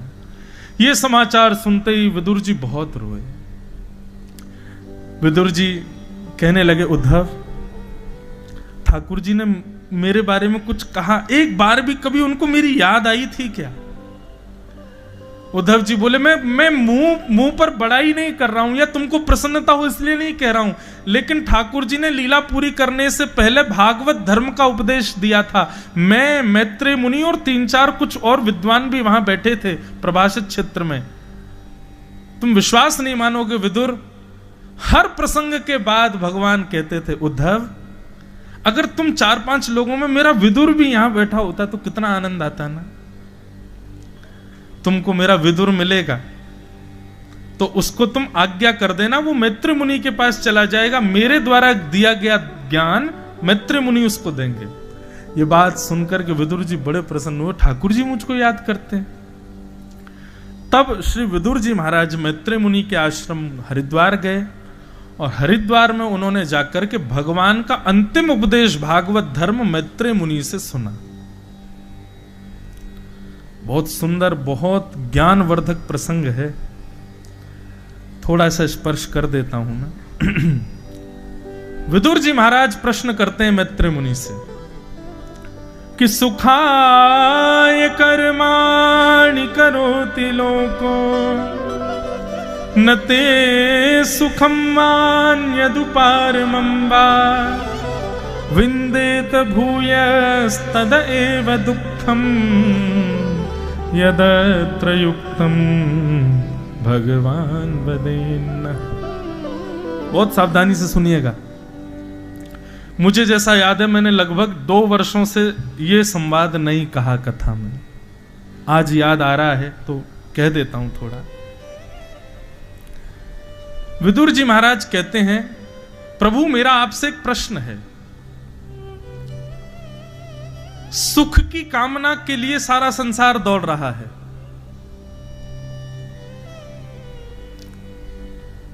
चाहे वो एक लेबर क्वालिटी का व्यक्ति हो, चाहे वो स्टैंडर्ड क्वालिटी का व्यक्ति हो, चाहे वो हाई स्टैंडर्ड क्वालिटी का व्यक्ति हो, हर व्यक्ति सुबह से शाम तक क्या करता है, केवल और केवल सुख मिले ऐसा कर्म करता है। कोई ईंट उठाता है, 200 रुपए वेतन पाता है, उसमें चाहता है कि मुझे सुख मिले। कोई बड़ी बड़ी फैक्ट्रीज चलाता है, 200 करोड़ का टर्नओवर चाहता है, करता है, और उसके बाद भी क्या चाहता है कि मुझे सुख मिले। 200 रुपए और 200 करोड़ दोनों के व्यापार को करने वाले की कामना एक ही है, सुख। और एक और बात बताएं, दोनों को ही नहीं मिलता सुख, ना 200 रुपए कमाने वाले को, ना 200 करोड़ का टर्नओवर करने वाले को। जगजीत सिंह की एक गजल है, हर तरफ है जगह बेशुमार आदमी, फिर भी तन्हाइयों का शिकार आदमी। हर तरफ है जगह बेशुमार आदमी, हर तरफ है जगह।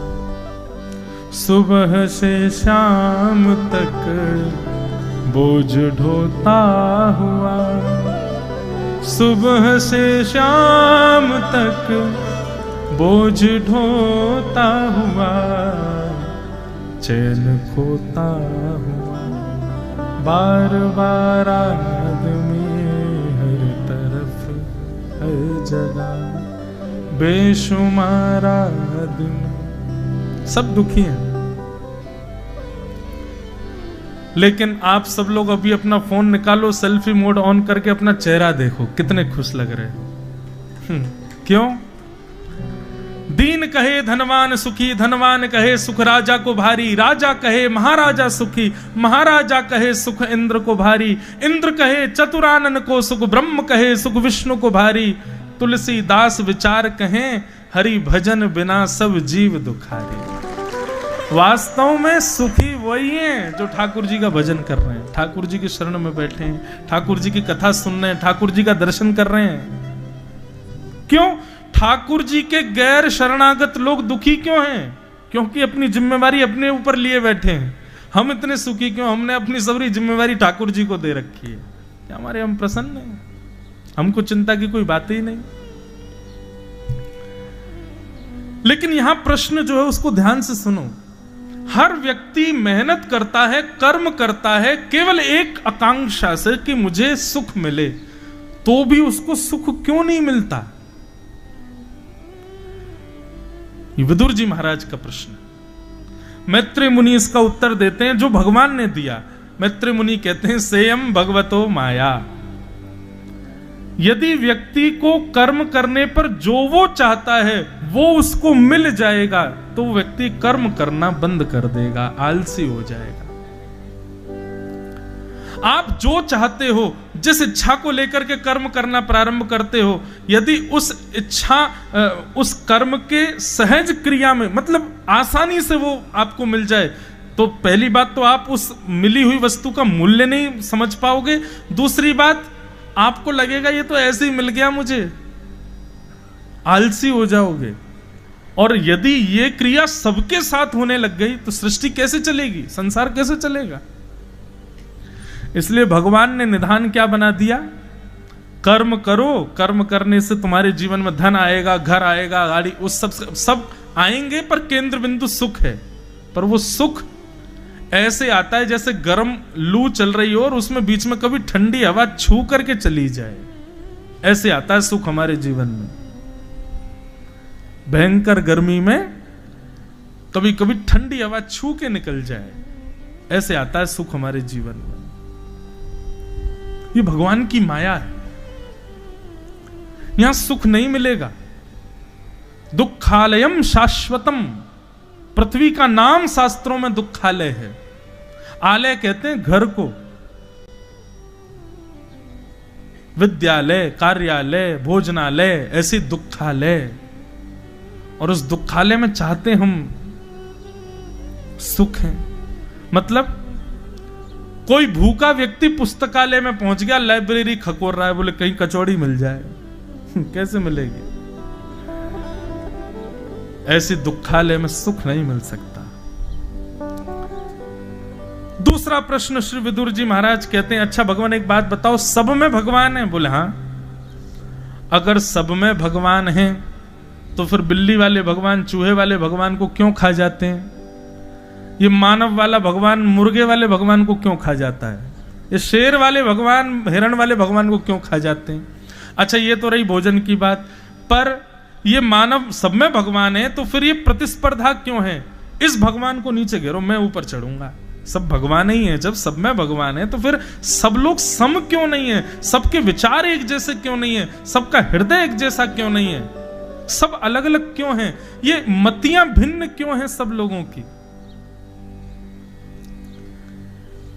इसका उत्तर भी यही देते हैं, सेयम भगवतो माया। पृथ्वी के संचालन में ये आवश्यक है कि हर व्यक्ति एक दूसरे से भिन्न है। ठाकुर जी एक ही है सबके भीतर, लेकिन फिर भी उसके भीतर भिन्नता है। अगर ये भिन्नता नहीं होगी तो संसार चल नहीं पाएगा। अगर ये भिन्नता नहीं होगी तो सृष्टि में कार्य करना असंभव हो जाएगा।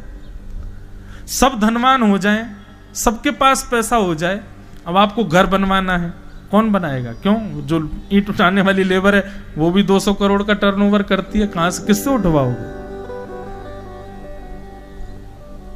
इसलिए ये ऊंच नीच और कहीं ना कहीं असमंजसता बनी रहती है ताकि इससे संसार चलता रहे। सब एक नहीं हो सकते। आप चाहते हो कि गीता मिल गई, अब सब लोग विद्वान हो जाएं, सब ठीक हो जाएं, सबके विचारधाराएं एक जैसी हो जाएं, नहीं हो पाएगा। विपक्षी दल तो एक होगा ही होगा।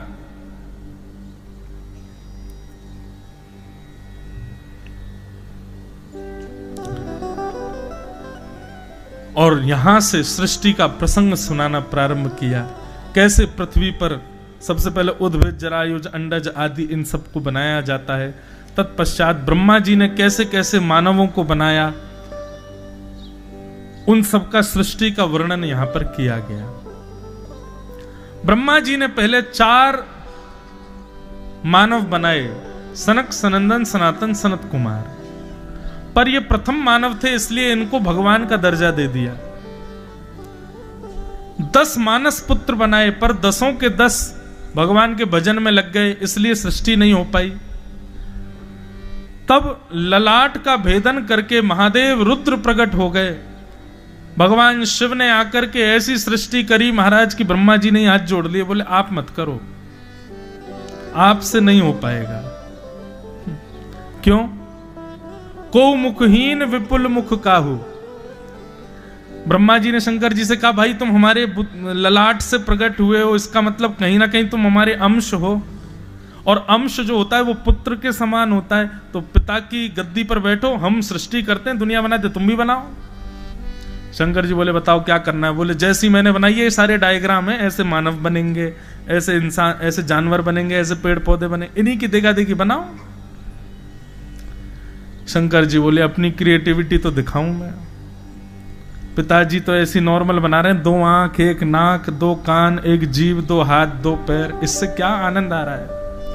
को मुखहीन, किसी को बिना सर का ही बना दिया, बिना सर के ही घूम रहा है, केवल धड़ है और धड़ में से ही आवाज आ रही है। और विपुल मुख काऊ, किसी के बहुत सारे मुख बना दिए। किसी के 2 आंख नहीं है महाराज, चारों तरफ आंखें बना दी, वो कहीं से भी देख सकता है किसी को भी। किसी के बहुत सारे हाथ बना दिए, किसी के बहुत सारे पैर बना दिए, कोई बिना पैर का बना दिया। इस प्रकार की पूरी सृष्टि बना दी शंकर जी ने। ब्रह्मा जी ने विधान बनाया था कि ये लोग रोटी सब्जी खाएंगे, दाल चावल खाएंगे, तब इनका जीवन चलेगा, पर शंकर जी ने उल्टा कर दिया। ये पेड़ भी खा सकते हैं, ये पहाड़ भी खा सकते हैं, ये नदियां पी जाएंगे। ऐसी सृष्टि बना दी महाराज। मानव के पास केवल इतनी ताकत है कि वो अस्त्र शस्त्र चला सकता है। शंकर जी बोले इसमें आनंद नहीं है, इसमें ऐसी ऐसी भीतर में चीजें डालूंगा, मुख खोले और आग निकले, सबको भस्म कर दे। ऐसे मानव बना दिए शंकर जी ने।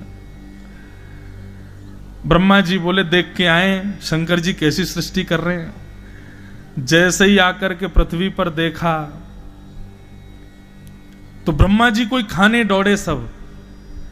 ब्रह्मा जी गए शंकर जी के पास, बोले क्या कर रहे हो बेटा? बोले सृष्टि कर रहा हूं। पिताजी देखो आपने जो बताया मैंने उससे बढ़िया बनाई है, देखो ये देखो कैसे कैसे। अलम प्रजावी, बस करो, यहीं रोक दो इसी वक्त, आप सृष्टि मत करो। शंकर जी बोले पिताजी देखो हम सीधे नहीं बोलना चाह रहे थे कि हमसे मत करवाओ, हम तो भजन करने वाले व्यक्ति हैं, हमको काहे कोई सृष्टि वृष्टि में लगा रहे हो? ये सब तो आप ही संभालो, हमको संहार का काम दे दो, प्रलय हम करेंगे। जब प्रलय करनी हो तब हमको उठाना, प्रलय हम कर देंगे। महादेव ब्रह्मा जी बोले अभी जितने तुमने बनाए हैं भूत प्रेत पिशाचनी डाकनी साकनी, इन सबको लेके जाओ और उत्तर में ही रहो, ये उत्तर का भाग आपका है। और महादेव सबको लेकर के कैलाश पर चले गए। बोलो देवादिदेव महादेव ओमकारेश्वर महादेव की। ऐसे भोले भाले हमारे महादेव हैं।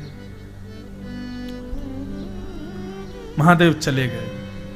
तब ब्रह्मा जी ने विचार किया और अपने अंग को दो रूपों में परिवर्तित कर दिया। स्वयंभू मनु और शत्रुपा प्रकट हो गए, प्रथम मानव। इनके 3 पुत्र, इनकी 3 पुत्री और 1 पुत्र हुए। आकुति, देवहूति, प्रसूति 3 पुत्री हुई। अब यहां पर प्रथम पुत्री की कथा आती है, देवहूति। बहुत ध्यान से सुनना। देवहूति माता का विवाह कर्दम ऋषि के साथ में हुआ। कर्दम ऋषि ब्रह्मा जी की छाया से प्रकट हुए थे। कर्दम ऋषि ने 1000 वर्ष तक भगवान की तपस्या की। और भगवान जब प्रकट हुए तो भगवान से मांगा कि नाथ मुझे एक ही वरदान चाहिए कि तथा सचाहम परिवोडुकाम समान शीलाम ग्रह में दधेनु उपेवान मूलम शेष मूलम दुराशय काम दुदांग्रिपश्य। सदैव ठाकुर जी से ऐसा मांगो। कितना सुंदर भाव। सब लोग ध्यान से सुनना। बंधुओं, ठाकुर जी से कभी कुछ नहीं मांगना चाहिए। लोग कहते हमारे संतान नहीं है, ठाकुर जी से मत मांगो। हमारा व्यापार नहीं चल रहा, ठाकुर जी से मत मांगो। हमारे घर ने औरों की क्या, हम खुद मना करते हैं कि ठाकुर जी से मत मांगो। पर यदि इस भावना से आप मांगो तो मांग सकते हो। भावना क्या है? 1000 वर्ष तक तपस्या करने के बाद कर्दम ऋषि कहते हैं, हे ठाकुर जी आप कृपा कर दो कि मैं आपसे जितना प्रेम करता हूं, मैं आपको जितना चाहता हूं, मैं आपका जितना भजन करता हूं, मुझसे भी दुगना भजन करने वाली, आपसे प्रेम करने वाली, आपको चाहने वाली ऐसी एक कन्या से मेरा विवाह हो जाए, मेरे को पत्नी रूप में मिल जाए। पुत्र मांगो, पर किस भाव से मांगो? हे ठाकुर जी हम आपका जितना भजन करते हैं ना, हमसे भी ज्यादा भजन करे, हमसे भी ज्यादा आपको याद करे, हमसे भी ज्यादा आपकी उपासना करे, हमसे भी ज्यादा आपकी सेवा करे, ऐसा पुत्र जीवन में दे दो। इस नाते से पुत्र मांगो, चलेगा। हे ठाकुर जी खंडवा में हमारा ऐसा घर बन जाए, अभी हम जितनी भक्ति करते हैं ना, ऐसा घर बने, वहां जाकर के आपकी और याद आया करे, आपकी और भक्ति करें, आपको और ज्यादा स्मरण की इच्छा। तो इस नाते से कुछ भी मांगो, सब चलेगा। पर इसका मतलब ये नहीं है कि घर बनवाना है तो महाराज जी ने बढ़िया तरीका बताना, इसी नाते से ही मांग लो। चाहिए तो घर, केंद्र में घर नहीं, केंद्र में पुत्र नहीं, केंद्र में पत्नी नहीं, केंद्र में भगवान की भक्ति, तो आप कुछ भी मांग सकते।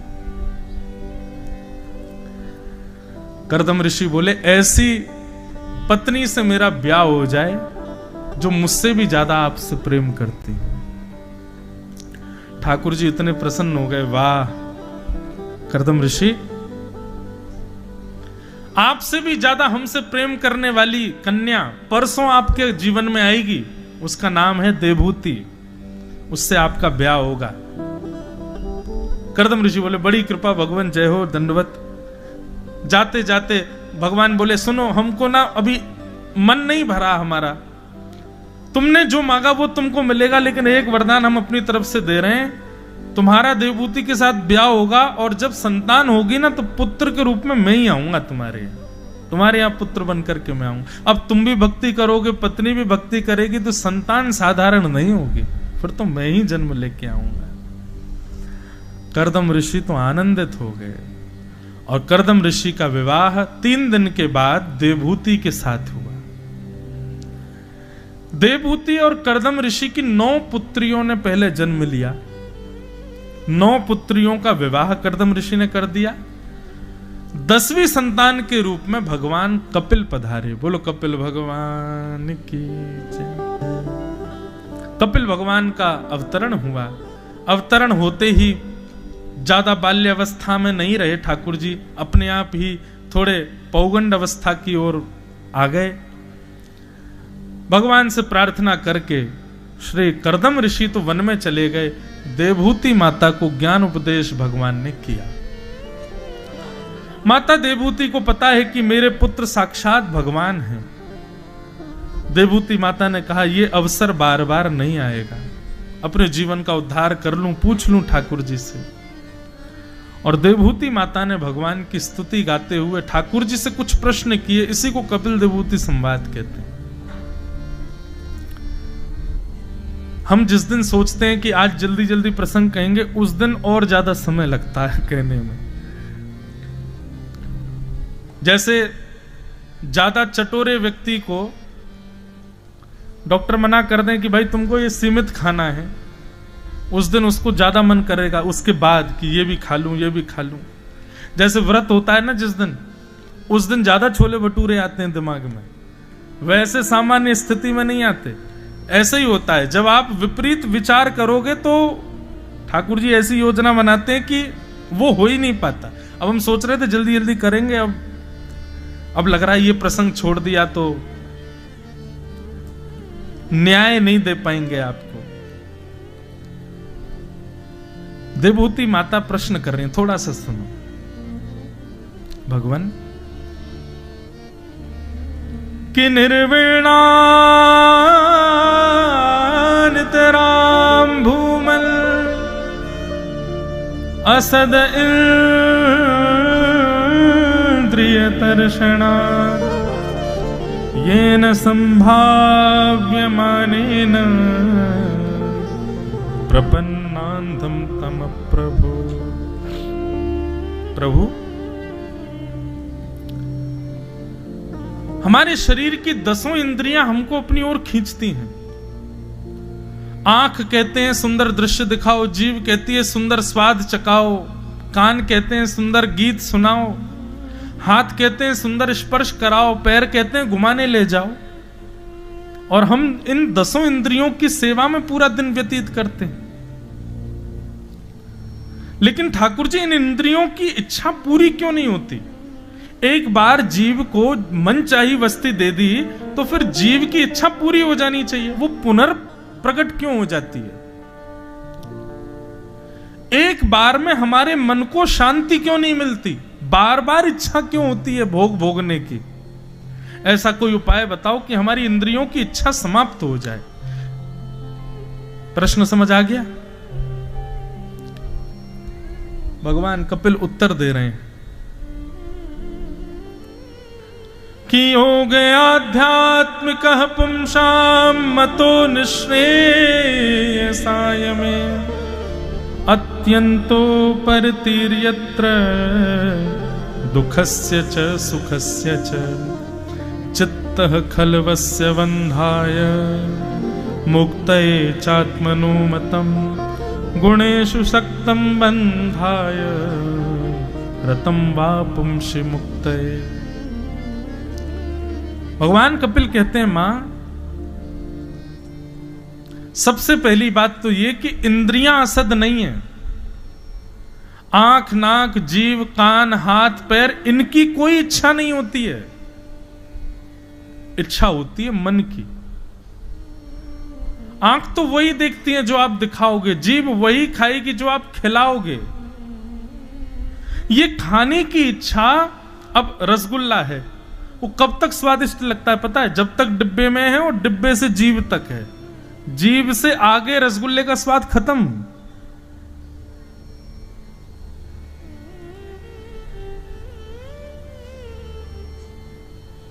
ये इंद्रियों की इच्छाएं नहीं है, ये मन की इच्छा है मां। इंद्रिय को तो आप कुछ भी दे दो, वो सब ग्रहण कर लेती है। बीमार होने पर ना खाई जाने वाली दवाइयां भी खाते हैं ना हम लोग, इंद्रियों पर वश करके।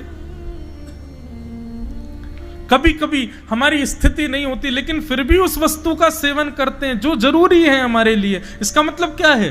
इंद्रियों की इच्छा नहीं होती। और बल्कि मैया ये इंद्रियां तो बड़ी बड़ी निपुण है। मैं अगर आंख नहीं हो तो मुझे देखोगी कैसे, कान नहीं हो तो मुझे सुनोगी कैसे, जीव नहीं हो तो मेरा प्रसाद कैसे लोगी, हाथ नहीं हो तो मेरे कीर्तन में करताल कैसे बजाओगी। यदि इंद्रियां नहीं होंगी तो मैं भी तो नहीं मिल पाऊंगा ना। तो इन इंद्रियों को आप असद नहीं कह सकती हो। असद इंद्रियां नहीं है, असद मन है। और मन के बिगड़ने का एक ही उपाय है, एक ही कारण है बस। वो क्या है? संगति, संग दोष।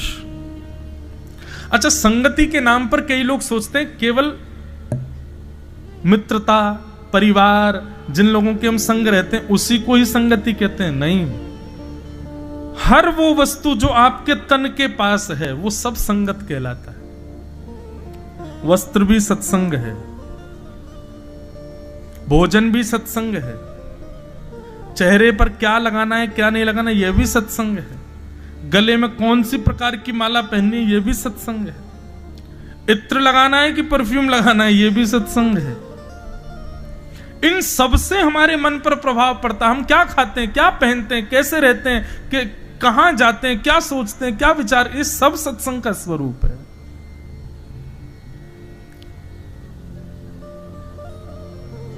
मैया, आपने यदि अपना संग सुधार लिया तो मन सुधर जाएगा, और मन सुधर गया तो इंद्रियां अपने आप सुधर जाएंगी। और मन कैसे सुधरेगा?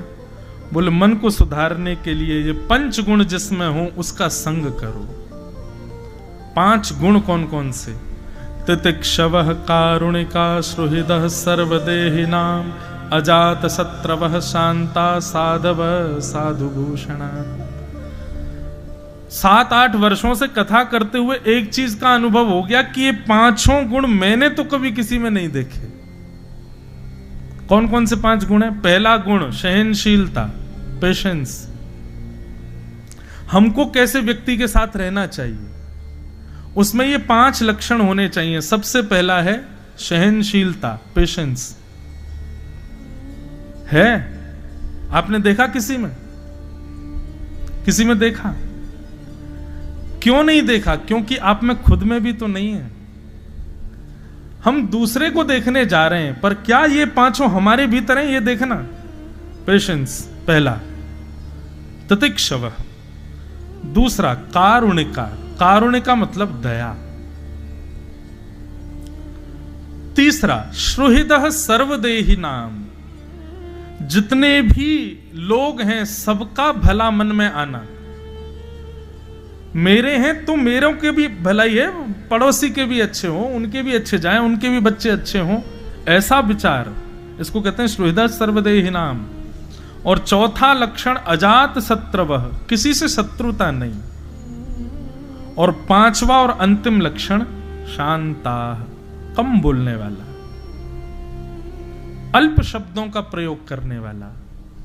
ये 5 लक्षण जब किसी में हो और आप उसके संग रहना प्रारंभ कर देते हैं तो निश्चित है मां, आपका मन जो है ना वो अपने आप सुधर जाएगा। उसमें जितना दूषित है स्वभाव, उसका गुण, उसके लक्षण, वो सब सुधर जाएंगे। पर हमने जो अनुभव किया ना कि ये 5 लक्षण किसी में नहीं है, क्योंकि हम में भी तो नहीं है, इसलिए हम पहले भीतर अपने लाने का प्रयास करें। ये 5 लक्षण कैसे लाए जा सकते हैं? नीचे से ऊपर चलो। 2 ऑर्डर्स पढ़ते थे ना, असेंडिंग ऑर्डर, डिसेंडिंग ऑर्डर। ऊपर से नीचे आते हैं उसको क्या बोलते हैं? Ascending, descending.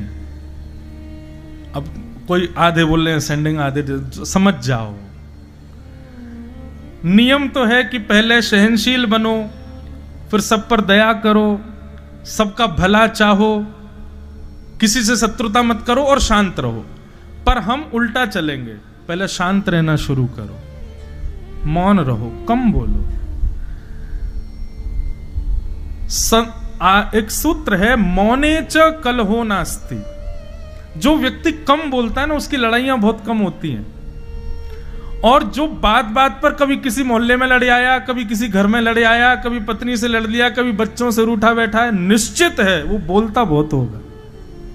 बहुत बोलने वाले व्यक्ति की लड़ाई बहुत होती है। कई लोग मुझे घूर रहे हैं, बोले आपकी भी होती होगी फिर तो, 2-2:30 बजे से बोले ही रहे हो। मैं फिर कहूं ये बोलना नहीं है, ये बोल थोड़ी रहे, हम तो मौन हैं 2 बजे से। भगवत चर्चा को मौन माना गया, तो सबसे पहले मौन रहना शुरू करो, कम बोलो। कभी कभी मुझे लगता है ठाकुर जी क्यों नहीं बोलते। सूरदास जी से बोलते थे, मीराबाई से बोलते थे, कबीर दास से बोलते थे, धुनी वाले दादाजी से भी बोलते थे, हमसे क्यों नहीं बोलते? सामने वाला तब बोलता है जब वातावरण शांत हो।